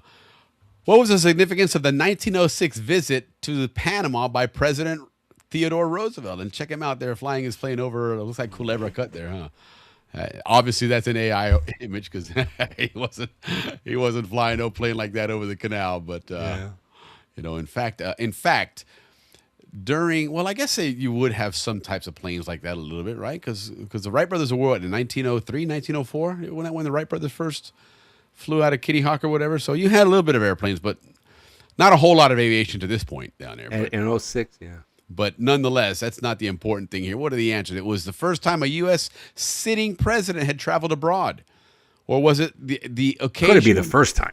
That's what they say. It was also the occasion for the official renaming of the Culebra Cut. Because from Gaylord to Culebra. Yeah. It marked the grand opening of the fully completed Gatun locks. Okay. You know what? That was the first one. Yeah. That was the big one. Okay. So that's a good reason to go there. And it was primarily intended to negotiate the 1903 Hay-Bunau-Varia Treaty. Well, you know what? I would. That was a good one too, there, Willie. Because remember, the United States ended up paying Colombia for taking the canal an extra $10 million. Yeah, sure did. 11 million.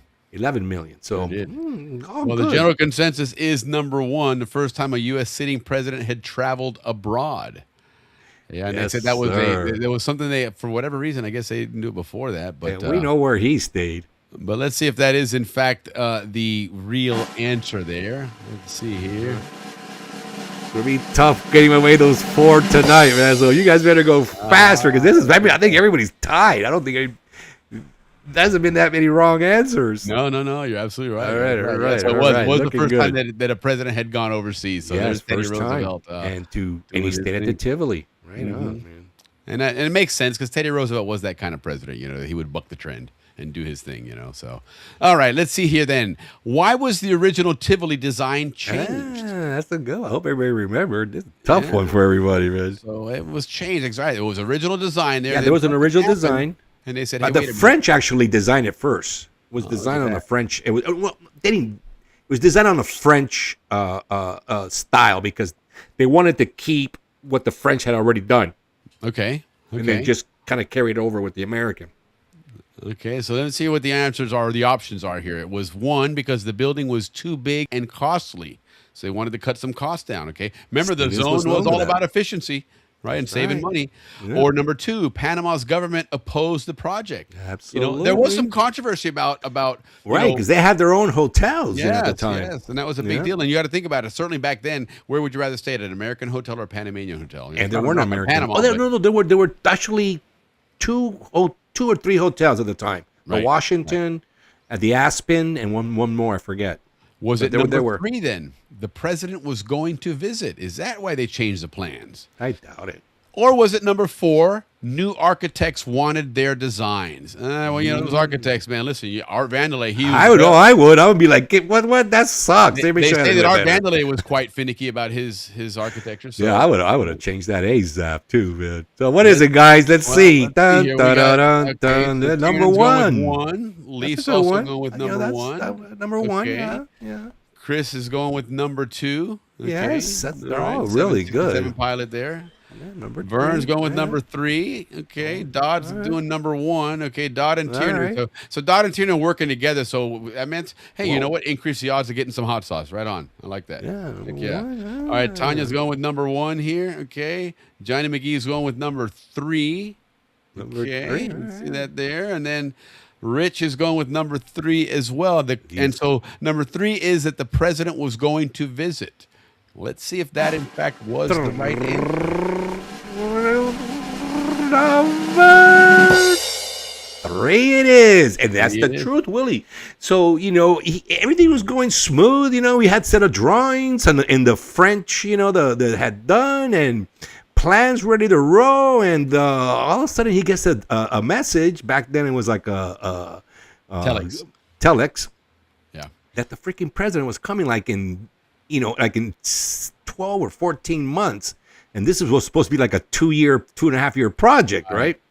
It was supposed to look like the admin building, so to speak, right? Right. And you're certainly not prioritizing construction of a hotel over Canal. Right. So there was no rush. And all of a sudden he gets this message, hey, the guy's coming in. So he's like, let me look at those plans. F that shit, man. Threw that away, man. He's like, what do we have a whole bunch of materials of? We're like, well, we're building railroads. So we have wood. Wood it is. But he's like, the guy is coming. He's like, what guy? Yeah, but the guy.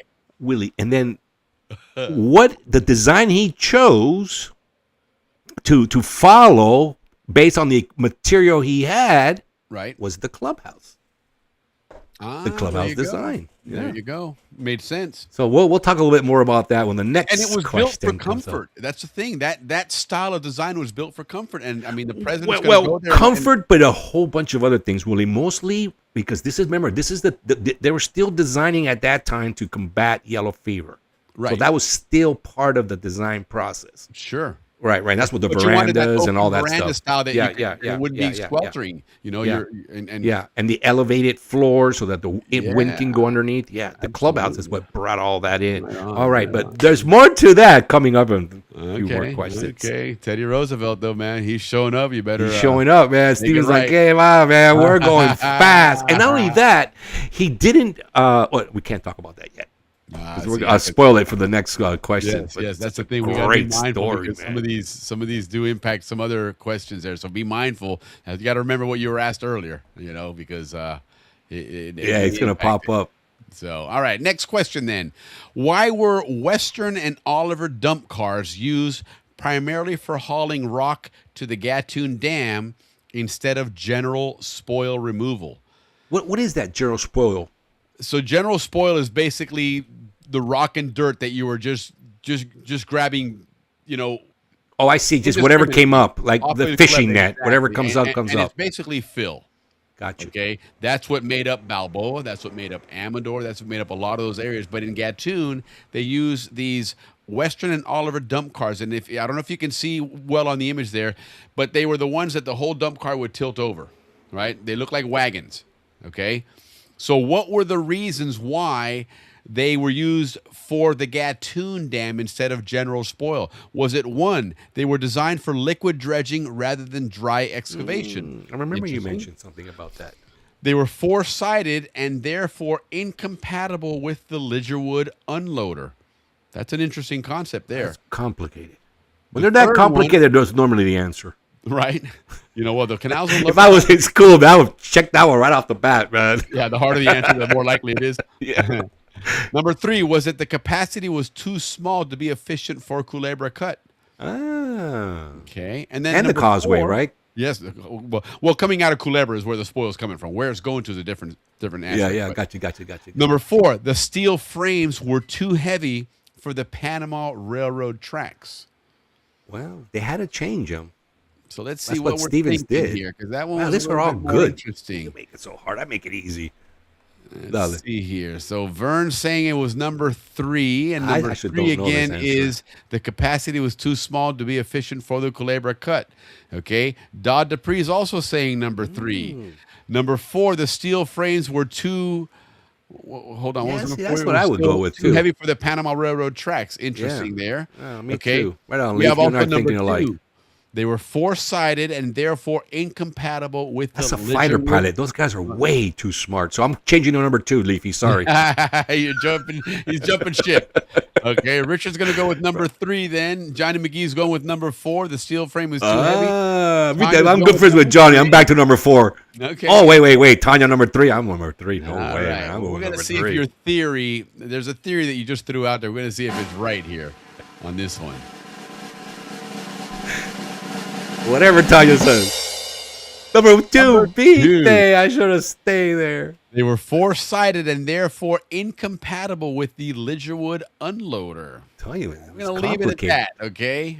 It's complicated. It's pay attention there, though. Okay, pay attention on that one because of what was thrown out there just now, because it may appear in a future question. Hint, hint. Look at Chris. Don't go with me, Ricky. Or better yet, do. Look at Tanya. Tanya's apologizing for giving you the wrong answer. Don't worry, Tanya, man. We good. We always give win. all the wrong answers you want. We're just winning all the time with Tanya. Heck yeah. All right, next question then. Here we go. Which construction choice was John Frank Stevens instrumental in persuading President Roosevelt to adopt? Very good, Willie. These are all awesome. This was cool, and this is all based on our last month, shows. Yeah. So wow, yep, it absolutely was. It absolutely was. And the cool thing about AI is you can, I had it create. I just uploaded a picture of Roosevelt, a picture of Stevens, and I said put them sitting together over a map of Panama. Well, that's probably what it looked like too. When they hung out. So, but let's see here what your choices are here. Number 1, utilizing a canal with locks rather than a sea level canal. Mm-hmm. Very good. Or number 2, building a sea level canal to minimize future maintenance. Which is true, because they wouldn't have to build all those towns and all the all the things that have to support a population like that. Suez has an entrance and an exit, and that's it.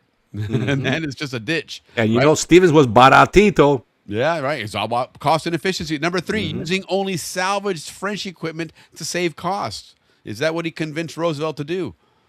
Or was it number 4, constructing the canal through the mountains of Nicaragua instead? Well, they had already started and had all the surveying done. So, Stevens was probably going, man, this is crazy here. The mosquitoes, the heat. Throw in the towel? Throwing a towel, forget this spot. The Ancon Inn is killing all our guys. Yeah. Something's killing them. Well, I think the general consensus here seems to be number 1. Yeah, Burns going number 1. Dupree's going with number 1. Yeah. Chris Jeffries is going with number 1. Okay, yeah, Leaf, you're doing. Yeah. Number 1. So number 1 is again utilizing a canal with locks instead of a sea level canal. Obviously, we know now that was what happened. Is this what Stevens convinced him, or was this something that occurred afterwards?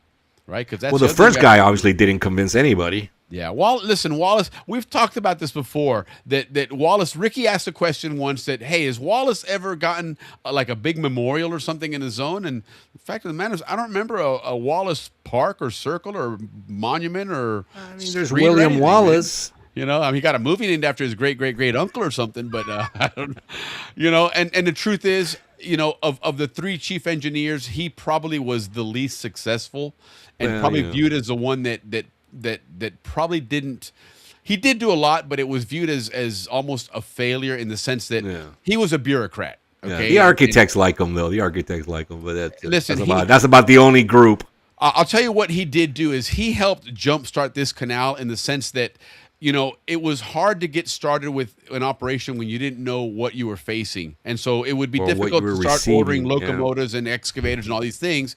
Instead, he's like, wait a minute, man, we got a shit ton of equipment here from the French, man, and it's actually in really good shape. So it really allowed it to get started while they evaluated what it was they needed to do. Unfortunately, he was also, like I said, a big bureaucrat, and so he was okay with decisions taking place in Washington, which took weeks and weeks to make even the simplest decisions. And so ultimately, he wasn't the man for the job. And as we know, Stevens came in and being a railroad guy, he figured out, hey, if we can't move this stuff efficiently, we can't build a canal. We're going to run out of money before we come even close to it. And so absolutely, that's what that was. But anyway, let's see what the general consensus on this one then was as far as what the convincing piece was here. The obvious one, utilizing a canal with locks, because that's what we ended up with, okay? And that's what he convinced him that it was. And for us, thank God. And it was more expensive, too, Yeah, 100%. way like Ricky bigger of an said, effort. there would be no need. All of the areas that we lived in was basically the suburbs, the housing for the canal operation, which was the dredging division, the locks divisions, and then, of course, all the supporting personnel of the ports divisions, right? And then you have pilots, and then you have tugboat, people. You have everything behind that. You have schools, you have hospitals, police, fire. You have to have entertainment. I mean, so it became the canal zone. You don't have that if you have a ditch, and you have just free reign going from... Yeah, it'd be like the Egyptian deal.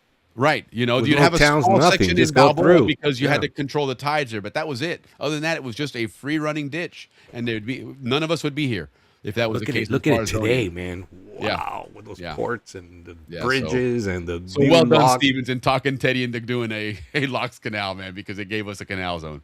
So well done, my man. Well done, my man. Good meeting. All right. So who was the architect of record for the Tivoli Hotel? Ricky, what's the whole story on the architect of record? Well, at that time, this humongous efforts going on. So the Canal Zone was under the ICC was hiring the best architects of the time. They were all working there. All the top of the world were working there. And what was the question? As far as what the architect of record, what does that mean? Oh, who the architect of record? Okay, what does the architect of record mean? The guy who stamps the drawings, right? The guy that gets the recognition for the project, right? Okay, the guy who puts his name on it officially. The guy who puts his name in it. Was it P.O. Wright ICC Architects? Okay. ICC Architects are those Canal Zone architects. Yeah, Canal Commission. Felipe John Bonavia, by the way, was an architect. And remember, the French did design the original one. Look at that. Yeah, so he was an architect. I didn't realize Austin Lord. Austin Lord was a very famous architect. Indeed. Austin Lord actually designed Balboa Town. Indeed. Or was it Frederick Law Olmsted, another famous architect of the time? These guys are all working in the canal. Interesting. Yeah. So who do you think it is? And this one, again, we're getting a couple different answers here. Griso, no. Griso. You know what? I'm related to that guy. Griso and I are cousins. Our mothers are first cousins. Yeah. Tony used to tell me that too. So, okay, is it number one? Is it the P.O. Wright? P.O. Wright and ICC Architects. Is it number 4? The folks from Massachusetts. Leaf's going with number 1. Yeah. Okay, McGee's going with number 4. Okay, so he changed his answer. All good. Okay, Yeah, Vern's going with number 3. And number 3 is who was number 3 is the New York. Oh yeah, Austin Lord. He did most of the Canal Zone work, man. Yeah. He's the band. Yeah. And so let's see who it is then. Who is our architect here? You won't be disappointed either. Zonian Architects. So, but the truth is, it could have been anybody in that office. I think they had like 12 licensed architects working there. All he did was stamp the drawings, but it was office, it was a group effort. So really, like the guy that received the canal in the Canal Zone, remember, he was like a captain or a lieutenant. Yeah, a lieutenant. Right. Well, same thing with this guy. He was just like they probably had chosen another guy, Willie, and then that guy probably called in sick. They go, "Hey, Mr. Wright, come here, stamp this for us." He had a dental appointment, man. He could have had his name. And now he's in our history. But it was truly the Panama Canal, or the Canal Zone government, but by that time was ICC Office of Architecture. That's cool. So it was all these Zonian architects working on it, and they actually, these are the guys that created that look. They created that genre. Yeah. No, and we're gonna learn here. We're gonna learn a little bit. Yeah. I almost got ahead of myself there. Sorry, Willie. It's very special. Yeah. Absolutely. Yeah, but when I was studying this, Felipe John Banua Varia, he was actually an architect, on the project. So he actually designed a lot of stuff there. Okay. Yeah. Well, listen, and real quick, we're gonna go back to a question that we mentioned a moment ago, and one of our crack. Assistant historians, Canal Zone historians, John Catanzaro says that Wallace had a tugboat named after him. Right on. Oh, okay. Right on. Yeah, at least he got a tugboat. That's good. Unfortunately, it sank a few days after it. No, come on, Willie. I know. The fact that Willie said something nice about Wallace tonight, I'm almost in tears, man. Yeah, right. I know. Willie never gives that guy a break, man. I know, man. I beat him up pretty good. It was John, man. He's like an Atlantic sider to me, It's like, no, I'm kidding. And, that's so mean. And now here's the other thing. So Leaf is is thinking there may be a little conspiracy going on here or some home field advantage somewhere. But Chris, what are you watching that you get the answer first? Okay, because remember, Chris is sharp. He's a fighter pilot. Those guys go. Exactly. They're quick reactors, man. You know it, man. YouTube like you, Leaf. That's right. Yeah. And by the way, don't forget to subscribe, guys. We're trying to get to 500 subscriptions, and then our next goal is to try to get to 1,000. But let's get to that 500. Help us out, everybody. Get your nephews, your nieces, your sons, daughter, whomever, man. Just get them to hit that subscribe. Everybody seems to get it first, and I'm on YouTube. Yeah, well, you got some fat thumbs there, man, or something, brother. You get to. Leafy, you keep trying, Leafy. That's the only way to win, my friend. Must be a delay in Panama. It could be. Well, you know what? No, they got those. They got those top of the line fiber optics. We just talked about that. I doubt those guys are behind. If any, you know what? Actually, the soccer matches. Remember when we were all on the group chat? The Panamanian guys were always like, "Goal!" We're like, "What do you mean goal?" And then all of a sudden, goal, right? Yeah. Yes. Yeah, no, you're no kidding. Well, suerte, baba, suerte. We need a Quantum Leap or a Star Trek segment for honor of God. Yes, we do, man. Kevin Gallagher, he was a good friend of ours, good Zonian friend of ours. For sure, the Gallagher family, way those Rios. They've had it. That family's had it tough, man. But anyway, he probably is faster than us. And he's probably close. That's if it is. Well, and listen, Chris, like Ricky just said, Chris is a pilot, but he used to fly F-15s, man. This guy, he's quick, man. This guy. Come on, you've seen like Independence Day. Chris knows how that works, man. He'll be, he's not gonna be like the drunk guy flying up into the spaceship like that. But you know what? He flies these big planes. I wonder if this guy's landing those planes thinking he's on a little jet. I know, right? Thank God he flies cargo, man. Because he swoops in, and lands, Oh my God. If he was flying like for an airline, man, half the people would be like, "Hey, thanks for getting us here so early." The other people would be like, "Oh, you know what? I learned really about pilots, and Chris can correct us.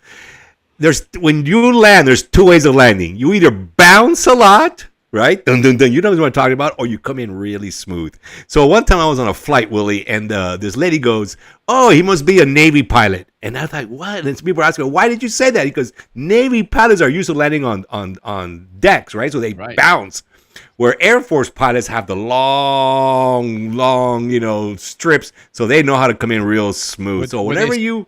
They say the Navy pilots is a controlled crash, is what it is. Yeah, so whenever you feel like a rough landing, Navy pilot. Whenever you feel a real smooth landing, Air Force pilot. Yeah, it's true. It's true because you gotta. Well, Chris can tell if it's true or not, but this is what I experienced on a flight once. Matt Flores, good to see you, brother. How's everything going, man? Hey, Matt Flores, right on, man. Yeah, it's the Milwaukee's Bees. Yeah, I know exactly what you're talking about, Mickey. No problem. It's just how it is. That's right. It is. That's just the way it is, right? Isn't that what that tune was? It is what it is. All right. So next question here. Here we go then. And Chris says it's all true what we were just talking about there. Yes, absolutely. Oh, cool. Right on. Yeah. That lady was right. Yeah, and real quick, and I don't know if I asked you this once before or not, but did you ever fly the Mach Loop in the UK? The Mach Loop is an area where it's very famous. These hills that there's a like a canyon in between them, and a lot of military aircraft practice low altitude, low terrain follow and stuff through there. But it's real famous because a lot of photographers get up there, and you're actually a lot of times taking. Oh, I've seen that. They fly right over, right next to you, or even below you sometimes. Or even below you, right? I've seen that. But oh, I wish. Okay, now, that would be cool, man. I've always seen footage of that and thought, man, that would be an awesome flight to do. If you don't know it, it's called the Mach Loop, MACHLOOP. The Mach Loop. It's in the UK. It's if I ever go to the UK, which I hopefully will go in and catch a United game one day, I'd like to take a drive down there and check that out because I think that would be a lot of fun. But anyway, nothing to do with the canal zone. Let's move on. So, what are we talking about here? During the American excavation of the Culebra Cut, what was the primary operational mechanism of the Lidgerwood unloader? We saw that earlier. Which reportedly performed the work of over 5,000 men. Major productivity tool. Okay. Was it number one, a continuous steam-powered conveyor belt system integrated into the tracks? Interesting. Was it a series of hydraulic pistons that tilted the entire rail car assembly? But it would have to be like this. You would think, right? Yeah. Number three, was it a 3-ton steel plow pulled across flat cars by a cable winch? I'm feeling that one. Or was it number four, a compressed air spreader with adjustable steel wings? Damn, that was good too. It was the Lidgerwood unloader. Right, which is the most difficult one? So we got quite a few number 3s that are. One has the word continuous. That's pretty difficult. The other one has the word hydraulic. That's pretty difficult. Leaf is going with number 1, that continuous steam-powered conveyor belt. That's what I was going with Leaf. And you know what it's interesting that term conveyor belt, that's what a lot of people said, that the entire rail operation in the Culebra Cut was just one massive conveyor belt of nonstop moving dirt. You know, it just never, ever stopped until the sun went down. And then, which we found out a little bit, which we're going to really find out more about next month on our excavation, some really cool stuff about what happened at night in the Culebra Cut. Because let me tell you what, you know, they didn't have lights, did they? They had, I mean, limited. It wasn't a lot of electrical power. Not like, you know, stadium lights or anything like that. No, nothing at all like that. But it was quite a bustling place, even at night. You know, it was 24 hours. There was things going on in the Culebra Cut. It's pretty amazing. Willie, what were the towns close to Culebra Cut? Is it was Red Tank in that area or Empire? Empire and Gorgona, I want to say we're near that. We're going to find that out. It's funny you mentioned that, because don't forget, guys, coming up after trivia, we have our Canal Zone mailbag. I love that new segment. Yeah. We got some good stuff. Yep. But anyway, so what we're getting here, we're getting number 1s, number 3s. So it seems to be that's the general consensus, either that continuous steam-powered conveyor or the 3-ton steel plow. So let's figure out what that is. What is that Lidgerwood unloader? It is a 3-ton steel number plow. 3. That's wow, right. That's at least the one of the ones I thought. So remember, this is why they had, when we talked earlier about the cars, the Gordon and Owens or whatever they were going to Gatun, they had the 4 sides on them, okay? So anything inside the bucket there, this plow couldn't unload, right? So what they had here was those rail cars that only had the back wall up, the side walls and the front wall were not there. It was just the back wall, and in between each car, you had that steel plate that hinged down. And so in essence, from the first car to the 17th car, it was just one long platform full of dirt and rock. And what they would do is when they'd get to Balboa or to Amador, wherever it was they're going to drop it off, they would attach the last car. They would have a rail car that had this big 3-ton, 6,000-pound plow sitting on the back of it facing forward, and they'd attach a cable to it and run it all the way across all those trains, hook it up to that steam locomotive up front, turn it on, and it starts dragging that plow in, and it is just dumping all the dirt and rock off of that train. So what you would take hours to do was done in 10 minutes by just one person operating that steam loader and one person connecting the cable to it. And that was it. So that cable would just spin around, shoot it one would way. roll up. A big spool at the front of it would roll and pull that whole plow forward and drag it right across all of those cars and just push all the dirt off. Wow. Yeah. Imagine seeing that. I wonder if there's a video of that somewhere. That'd be great to see. There is some videos of it, and there's some photographs that you can see that explain how that's done. And the plow is set up to where it kind of angled to one side. Mm-hmm. So it only dumps to the left side. And it dumps everything off it. And then, of course, they spread it out, move the track, and then the next train comes in, dump, spread it out, move the track, and pretty soon you have Balboa. And it was all dirt and rock that came from Culebra, right? Where we ran around in Balboa was a swamp and a river, man. It was all swamp and river until they were able to get this entire mountain, cut it out, and dump it out there as dirt. Unbelievable operation these guys did. But anyhow, so there you go. That's your answer there, guys. Good one. Good one. Tough though. But we're learning a lot about the dredging. You know, the dredging was never the popular kid in the block. No. And it was so critical. You know, he was like the rough kid. Yes. And it turns out that the rough kid really is what kept it all going. Even like in Snoopy, he was the guy that was always dirty. Yeah, because even after it opened, they're like, hey, we won, success. And all of a sudden you come out the next day like, what the hell? And you had a big giant slide. Dredging got their asses out there and cleared that up to keep that canal open, man. And they're still working it. They're still out there doing they got to do. They make it keep it humming. Yep, absolutely. Canal All right, trivia. let's go back to some architecture here. Why did Stevens order the clubhouse to be built? Good one. Let's see if people are this is a super good one. Yeah, and it was. I mean, this was again part of that whole Canal Zone experience, and again, we're talking here post canal construction now, where we're looking at now the people that are going to be living and employed here in the Canal Zone. So was it You know, number one? Empire, Culebra, those towns. Yeah, absolutely. You know, and now you didn't have this whole grinding workday thing anymore. It was a different operation. Yeah, Now. it was Stephen was keeping the canal 1905, 1906, right? Yeah, 1905, going. 1906. Yeah. So anyway, the number one here was to counter saloons, gambling halls, or naughty bars. And naughty bars. Was it to combat desertion and 50% attrition rates? That's amazing. Like Ricky said earlier, 1 out of every 2 people left. Gone. 1 year. Like, fuck this place, man. Too hot. Or was it number 3 nothing. for housing? Did they build, the clubhouse to be built for housing? Or was it 4, all of the above? What are we thinking here? Okay, we got a lot of number 1s here. Okay, we got a couple of, yeah. All right. Number 1. Okay, well, let's see what it is here.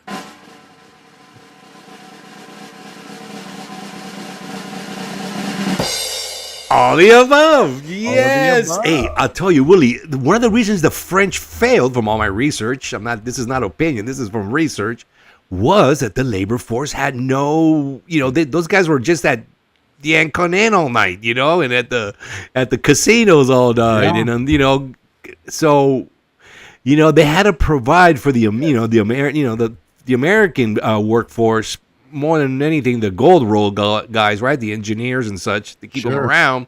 And they didn't want them hanging out over there. That's why they built the clubhouse, was to keep those guys from going there. So they provided them with, housing, movies, bowling out. We talked about it last week. Fun.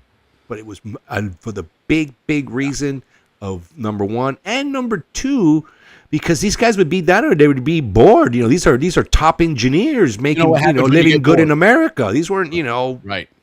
Making great money, as we learned. Yeah, great top project managers, architects, engineers, excavators, you name it. That whole concern was such a big issue that even back in 1908, I read about this the other day. It was interesting. For Labor Day, which is around the corner here, 1908, they had a big parade in Empire. And a big party and everything set up.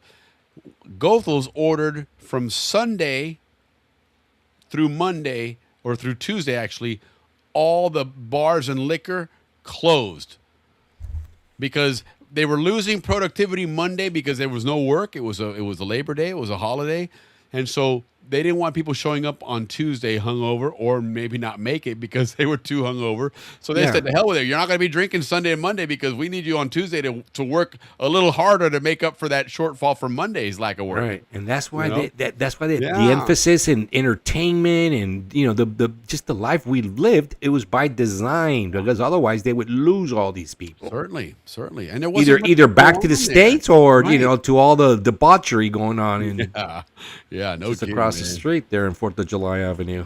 But with a whole new perspective on my own. Yes, it sure does. It sure does, man. And listen, that was the case. You think about it. There wasn't much else to do in Panama at the time. And that's probably why they drank so much. Right. That's my point. Is you get bored, and after a while you're like, well, let's just go drink, and we'll make up a game. We'll do something. And that's why those other 2 guys like, hey, let's walk across the zone in 12 hours. What do you mean walk? Nothing. Yeah. That was a good story. That was last week or 2 weeks ago, right? But that kind of was the mindset. There really wasn't much to do there, and so people came up with things to do, and unfortunately, because there was no Tivoli either at that time, guys. Right. And there was no radio stations. There was nothing. I mean, there was really nothing to entertain you. So, all right. Let's see. Which name for the Balboa Clubhouse was rejected another good one, by the Canal Zone community? This is an interesting one because, the Canal Zone at the end of the day was still a bureaucracy, and it was still a government bureaucracy. And and then, of course, Panama was now growing up and competing, so, the word, the term clubhouse. And the government's never been known to be great at marketing. Let's not kid ourselves. Yeah, the whole term clubhouse, even to us, doesn't mean anything, but at that time had an elite connotation to it. Right. So what do we think it is? Was it number 1, the Canal Zone Clubhouse? Was it number 2, Employee Service Center? Well, that sounds entertaining. Was it number 3, Canal Employee Entertainment Building? Well, now that sounds government as hell. Okay, that sounds like something the government would come up with, Or number 4, was it the Gap? And remember, the council committee said, F it, we're not going to call it that. And they stuck to the Balboa Clubhouse. So which one did they try to change it to? Yeah, so what do we Now, we know the Gap. The Gap it ended up being a teen hangout. See, this the is Blue Goose. Yes, that's one of the debauchery spots. And listen, we know the McGee's have a history in the canal. No, they don't. He just knows that there was a spot called the Blue Goose. Yeah, no, of course. Somewhere down there, and someone told him, but no. All right. Vern saying that it's number two. Okay, the Employee Service Center. Sounds like a gas station. Leaf's going with that. McGee's going with that. Dupree's going with that. Chris is going with number 3. These guys are two Zonians, man. Number 3? Okay. Well, remember. Yeah. Well, you know what? It makes sense because Hey, Chris was in the Air Force again. The government, where they love their acronyms and large, crazy, senseless names. So that makes total sense there. Tanya's going to say it was number 1, the Canal Zone Clubhouse, which you think would make sense, But I have a feeling that because it was rejected by Zonians, it probably isn't going to be that. But let's find out here. But whatever Tanya says, I'm with her. Right. That's right, man. The Employee Service Center, which again, that's what they were going to try to call it. Can you imagine? Hey, I'm going to the Employee Service Center or the ESC, whatever we would have ended up calling it. How many of us are going on Saturday night after a Rams game, going to the Employee Service Center? Come on. And the Canal Zone crew was like, "What? Get out of here, man!" Man.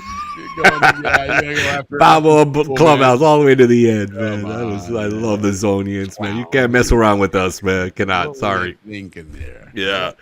You're not gonna push us over like that. All right. So here's a question, and just so you know, Leaf, this is for you as well. It's the last question, and remember, speed does count. Okay.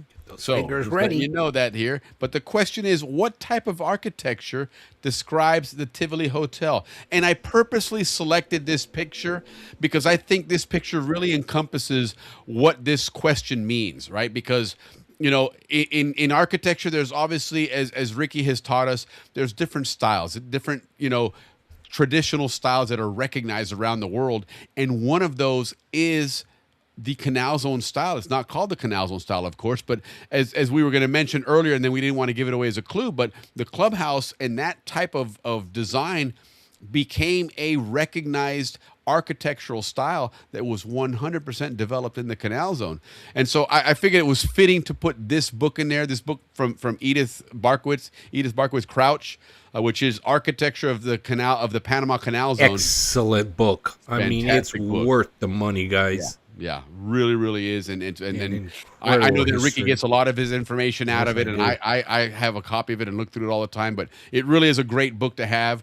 So I figured it was fitting that would be representative of this question here, because there is a type of architecture. Right. And the Zonians created it. Yeah. Let's see if you guys can get the name right. That's exactly it. And again, that's why the clubhouse was set up that way amongst a bunch of big concrete structures. Willie. Because they were honoring that style that was truly unique to the Canal Zone. Yes. It really was, man. So anyway, let's figure these answers out and see what you think it is. Is it 1, French Art Nouveau? Is it 2, French Renaissance? Remember, the French were there first. Yeah, they were. They were very influential. That's why Number 3, was it early century American tropical movement? Or was it number 4, early 20th century American tropical architecture? Ooh, sexy. Well, look at this guy throwing a curveball at you there. And by the way, guys, don't complain to me on this one. This was a Ricky Royo question, 100% exclusive. So this is a good one because I'm so proud of it. I always wonder why the heck there are more Canal Zone architects. There's only like very few of us, man. Well, and you mentioned something interesting, Ricky, when we were first talking about this, especially having lived in Hawaii yourself, that you see a lot of that architecture there, and same it's exact architecture. It's effective in the tropics, right? Absolutely, man. It's not just a look to it; it's a functionality. Yes, right? It's got a little bit of Southern Colonial, but it's not Southern Colonial, guys. Yep, it's got a little bit of that Georgia plantation. All right, let's see here. Tanya, so sorry I told again. Don't worry, that's what we do on this show half the time anyway. So we're all we love you. You can guess all day long. Right on. So number 4, Chris is going with number 4. Let me see here. Dodd's going with number 3. Okay, so what are we thinking here? We're thinking. Well, I think it's a safe bet that it's either going to be 3 or 4. Although Vern is going out on a limb. Well, there you and know, going- because remember the French were there first, They were. and you know, and the Canal and the Americans tried to continue what the French were doing. They did. They did. I mean, the YMCA is a great example of that. That's totally French Nouveau. Yeah, yeah, absolutely. So, all right, well, let's see which one it is. And again, this is the last answer, so we're going to find out who the winner of that 4-pack of Howler Monkey sauce is. Here we go, guys.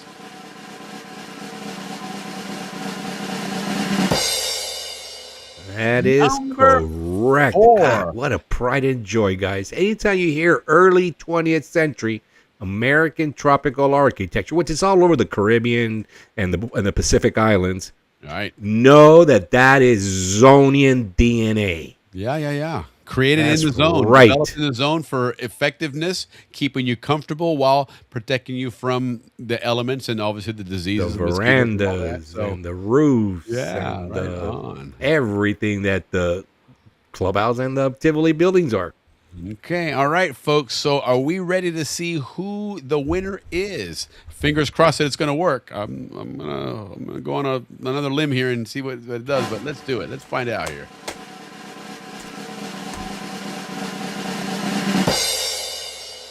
All right, Don Dupree, right? That. Oh, hey, well, Chris with the right there on it. Oh, fastest was Vern. That's exactly it. Well, no, oh, we need to get a second gift. Oh, you know what? We do have a second gift. Yes, I was gifted this as from Jennifer Dahl Hayward. Yeah. And this can definitely be a Canal Zone. I mean, a trivia gift, and I appreciate it very much. It's the sea beers. I don't know how, if it because it's green. If it looked good, but if you guys remember in the Canal Zone, the CB clubs, they're called the sea beers. Oh no, they're called the sidebanders. Yes, the sidebanders. Well, Jennifer was kind enough to send me and Willie one each, and you guys are so good to us. We're gonna include it in for the set for the fastest. And it, as you can see, it says Canal Zone. I don't know if you can see it, but in the bottom it says Canal Zone. By the way, I have some little magnets that are coming to me. Ismanian. The Isthmian Sidebanders Canals, Isthmian Sidebanders Club Canal Zone. So that'll be the price for the fastest. Right on. And all right, we'll send that to you ASAP. What they're showing here is when you see that where it says fastest is in the event that there's a tie. Correct. Right? So, but still, we need to reward the fastest because that's an effort. But no, listen. So in the first one, right, it's a tie between Dodd and Chris. They both got 9 points. Oh. But Dodd was the fastest, so he wins out. That's what that's differentiating, right? So, but yeah, listen, if you want to give more. Oh, I see. Vern. Oh, shucks. Well, I already said I was going to send it to Vern. So, Vern, guess what? You get an award. Well, we might as well send to Chris as well. First 3 get an award. That's just the way we're going to roll. Well, you know what? I'm probably going to 2 patches and the first guy, Dog, gets the. I actually have. La pendeja esta, what do you call it? The sauces. Hey, I'm not drinking ever again on these shows, Willie. Me olvida todo, man.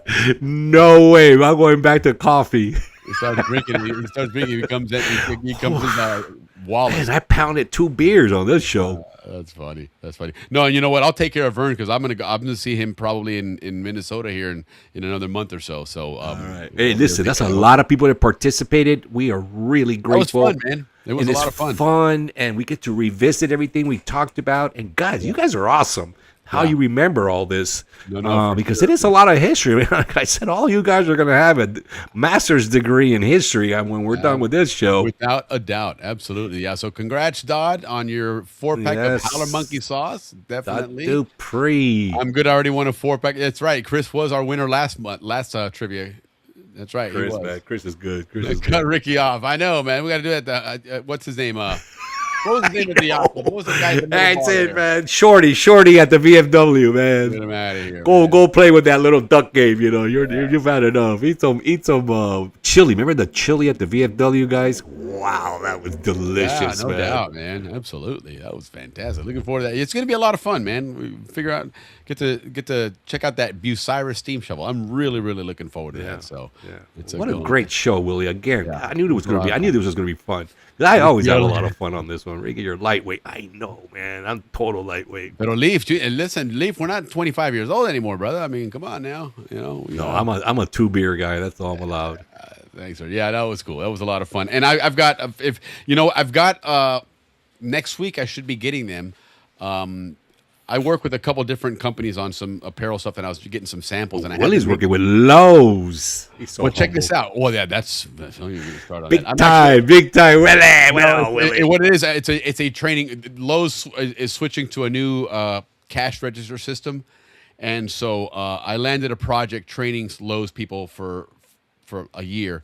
It's just a couple days of the week that I do it, but it's at 4:00 in the morning, man. I gotta get these guys into a store and show them how to work these machines, and then move on to the next, and whatever. 4 a.m. Wow, it's crazy, early. But no, and I don't even know how I got into that. But no, what I did was talking about is, I'm getting 10 sample 2x2 magnets like you put on a refrigerator or whatever, and they're the original to Jimmy from the Canal Zone. Zony guy, awesome. Doing the finger, man. So if you want one, let me know. I'll send some out, or we'll do something to give them away and send those out. But that's going to be something we're going to carry on our viewers that are not from the Canal Zone. What you're seeing is when Jimmy Carter came to the Canal Zone, when the treaties were going on, the Canal community obviously didn't want to give the canal away, so they adversed Jimmy Carter. So when he came, somebody, I wish I knew who it was, designed these T-shirts. Yeah. And our little Zony guy was on it, flipping off Carter. Yes. And it became iconic amongst the Canal community. Yeah.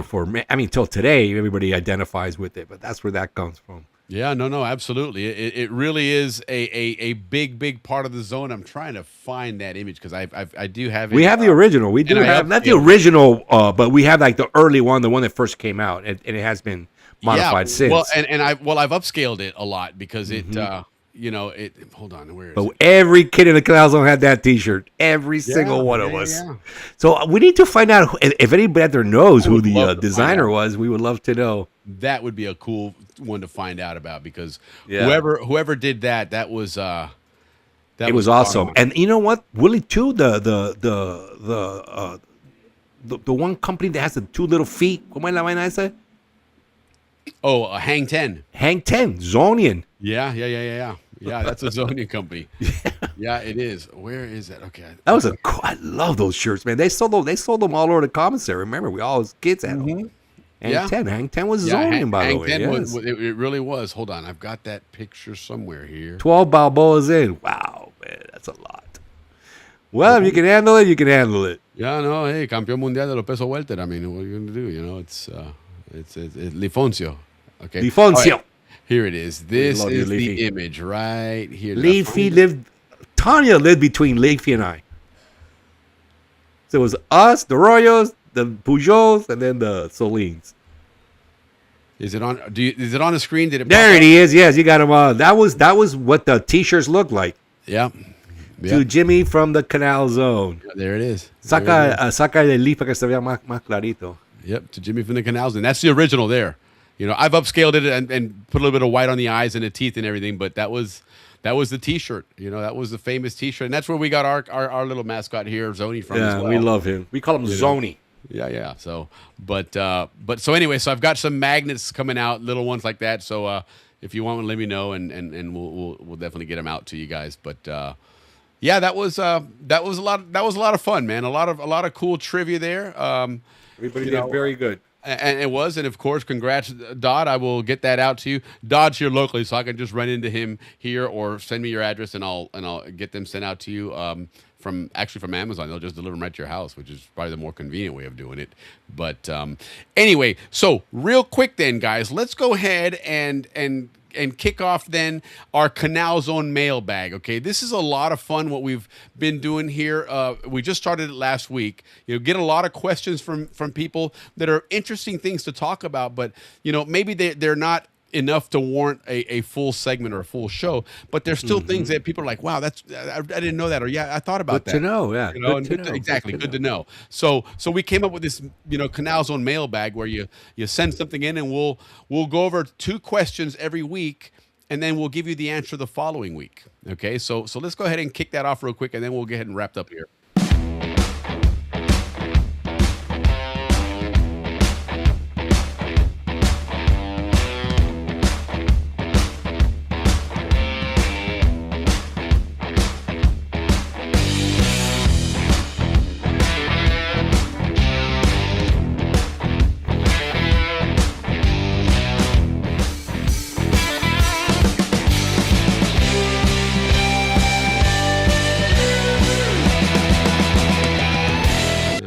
there we go. A little Canal Zone post office nostalgia there. That's the one thing that I always try and do with this show is always be nostalgic about it, right?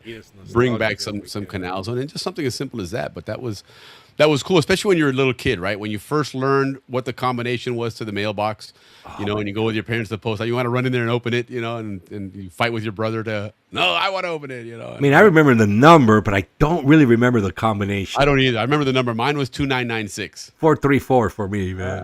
That's cool, man. So, but yeah, that right across from that side door into that air conditioned area. Oh, okay. So mine was, I think, behind that. You go in that one in the middle, in the middle. Yeah, there's like in the middle a there. Yeah. So, so anyhow, last week we had a couple of questions here, right? The first question was from Eric Anstos, who's a big fan of the show. And Eric, thank you so much for always, being involved with the show and taking care of us. And he actually was the one that kicked off or kind of triggered this idea, because he's messaged me quite a few times with some questions, say, hey, this would be a really cool thing to talk about on the show. And like I said, we realized, hey, there's a lot of that there. And I mean, this show really is all about that reminiscing. Remember we had that guy last week on that was, that had just kind of chimed in that he worked on the shrimp boats. Oh, from San Diego. Right on. Yeah, that was cool, man. And so he was enjoying just listening to, some of this Canal Zone banter, and because his version of the Canal Zone was showing up in Balboa and then, seeing the Yacht Club and a couple of those things, but probably for a couple of days and then back on a boat and off they go again, right? But he did it. And we remember those guys because they were always at the Yacht Club, and we would see them at the bottom, the lower bar. You would always see those guys there. No kidding. So, but anyway, so again, Eric is the one that did that. And so we wanted to use that first question of his, which was, who can be buried in the Corozal Cemetery? That's a good question. Can you cover that on a podcast? And so we thought, what a great question. And so we did some research on that, to figure out exactly, who can be buried there, because it is something that's special, right? It's unique and it's got some significance to it. So here's what we found out for you, Eric. Eligibility for burial in the canal is for Panama Canal and military personnel. Okay. U.S. military and veterans are able to stay there. Also, the Panama Canal workforce. If you work for the canal, civilians who contracted, operated, or secured the canal, including medical research volunteers. You guys were all eligible. Like Smithsonian. Yes, exactly. So we can be buried there, Willie.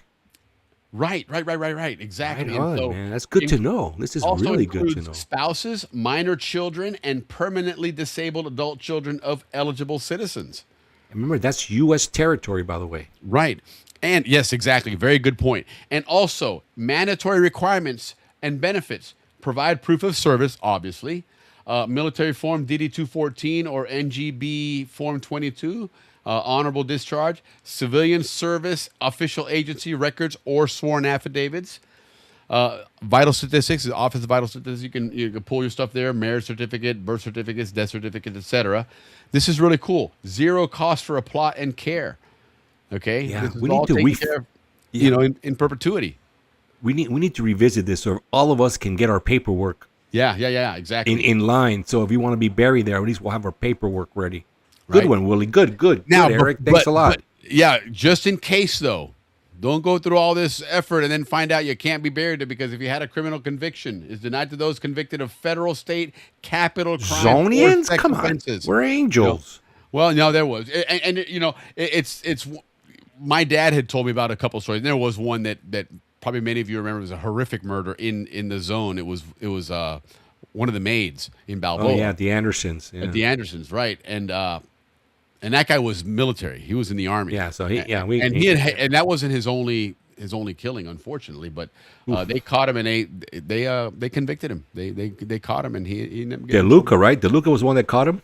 I think he did. My dad had played a role in that one as well. They had to they beat the shit out of him too, and they found him. Man. Well, they had another incident. I'm not even going to talk about it. Where they sorry with that nasty word.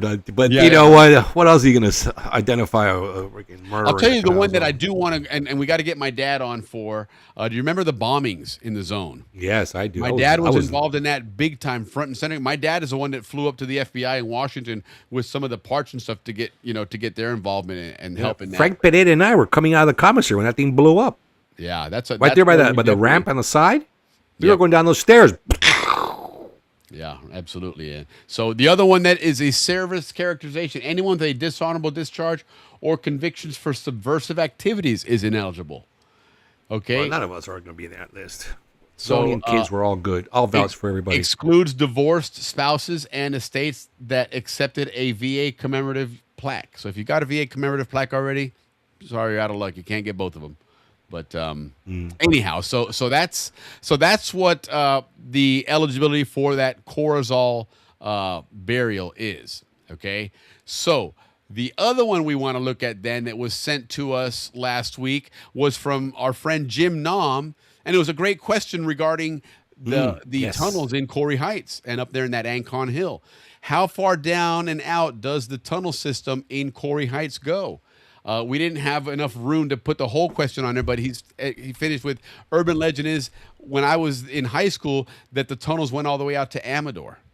Okay, so Bill McLaughlin chimed in a little bit last night or last week and mentioned that, and we kind of had made that supposition as well that the way that whole Balboa area was built, it was all spoiled and stuff, that it probably wasn't conducive to have a tunnel underneath it, running underneath all that stuff. So it's very unlikely. But again, our crack research team was able to do some interesting research on this. And what we found out was that they did have quite the operation there. It really was a series of tunnels and some really impressive things that I found out here about it. Okay. From the entrance up at the top there to the bottom of it, the depth is 200 feet. So it goes down 20 stories. Right? Okay. It has 40 individual rooms and warehouses on the first 4 floors. Mm-hmm. Okay. And kind of think of the opposite of a hotel where it goes first floor up to second, up to third, whatever. It's mezzanine, then down to the first floor, down to the second, and down to the third, and down to the fourth. Check this out. I didn't even know this was a thing, but at the bottom below that, then they have an independent water-driven generator. I never knew there was such a thing. You can make power out of water.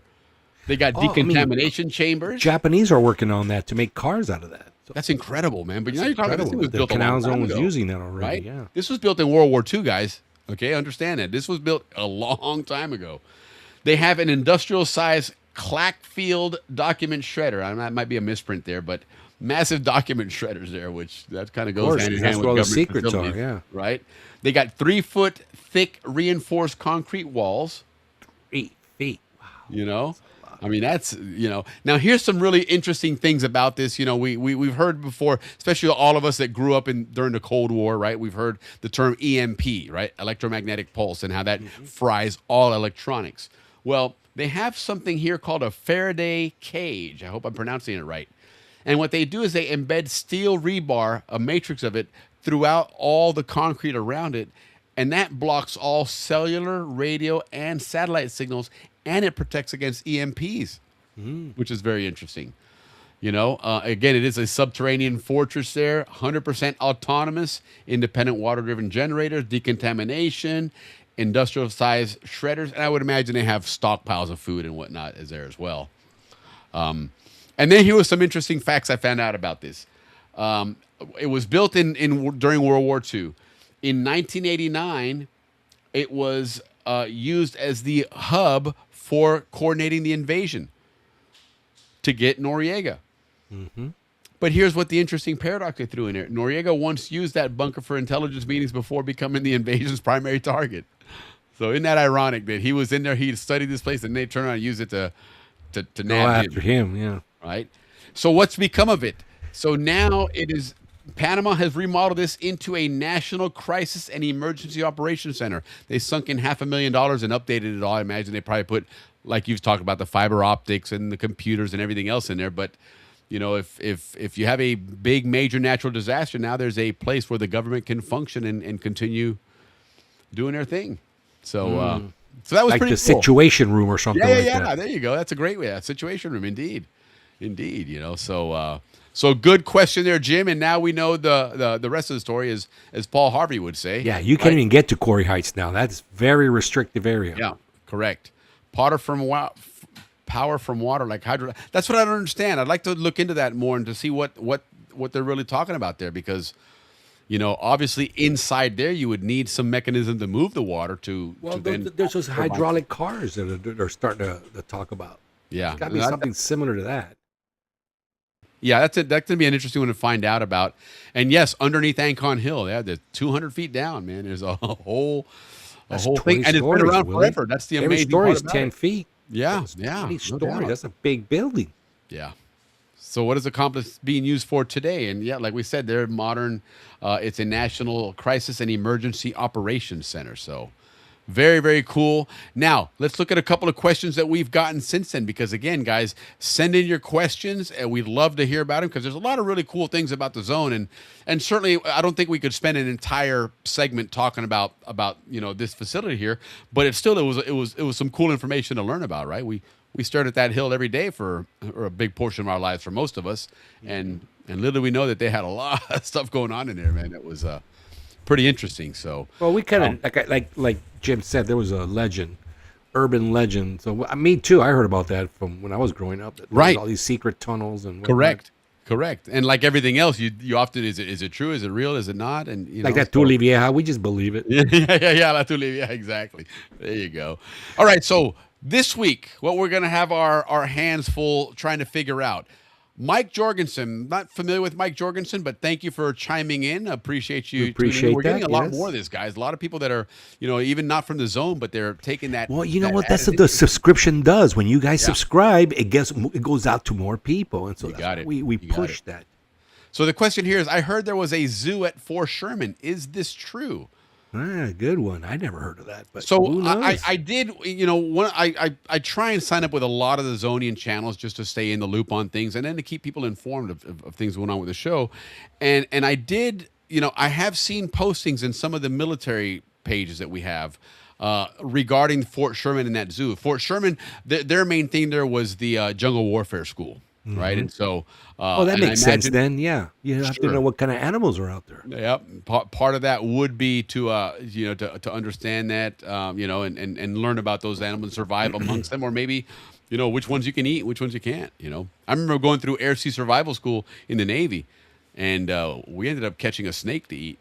Because that's the only thing, you get hungry, man. You get a stick of beef jerky for we watch the shows, those Survivor shows. Those guys eat anything. They do, absolutely. So, so we're gonna find out, Mike Jorgensen. We're gonna find out the story about the zoo in Fort Sherman. And I would say yes. That would be Mike. I would think so. I would think so. We're gonna find out what the extent of that is, though. Yeah, we'll do our research for next week. But great question. And then here's a question from our friend Don Stock. Don Stock has been on our show before. He's an author. He wrote a book about Just Cause. And so we might have him on in December again when we revisit that. But he's asking here, which was the first Canal Zone employees' housing area and where was it located?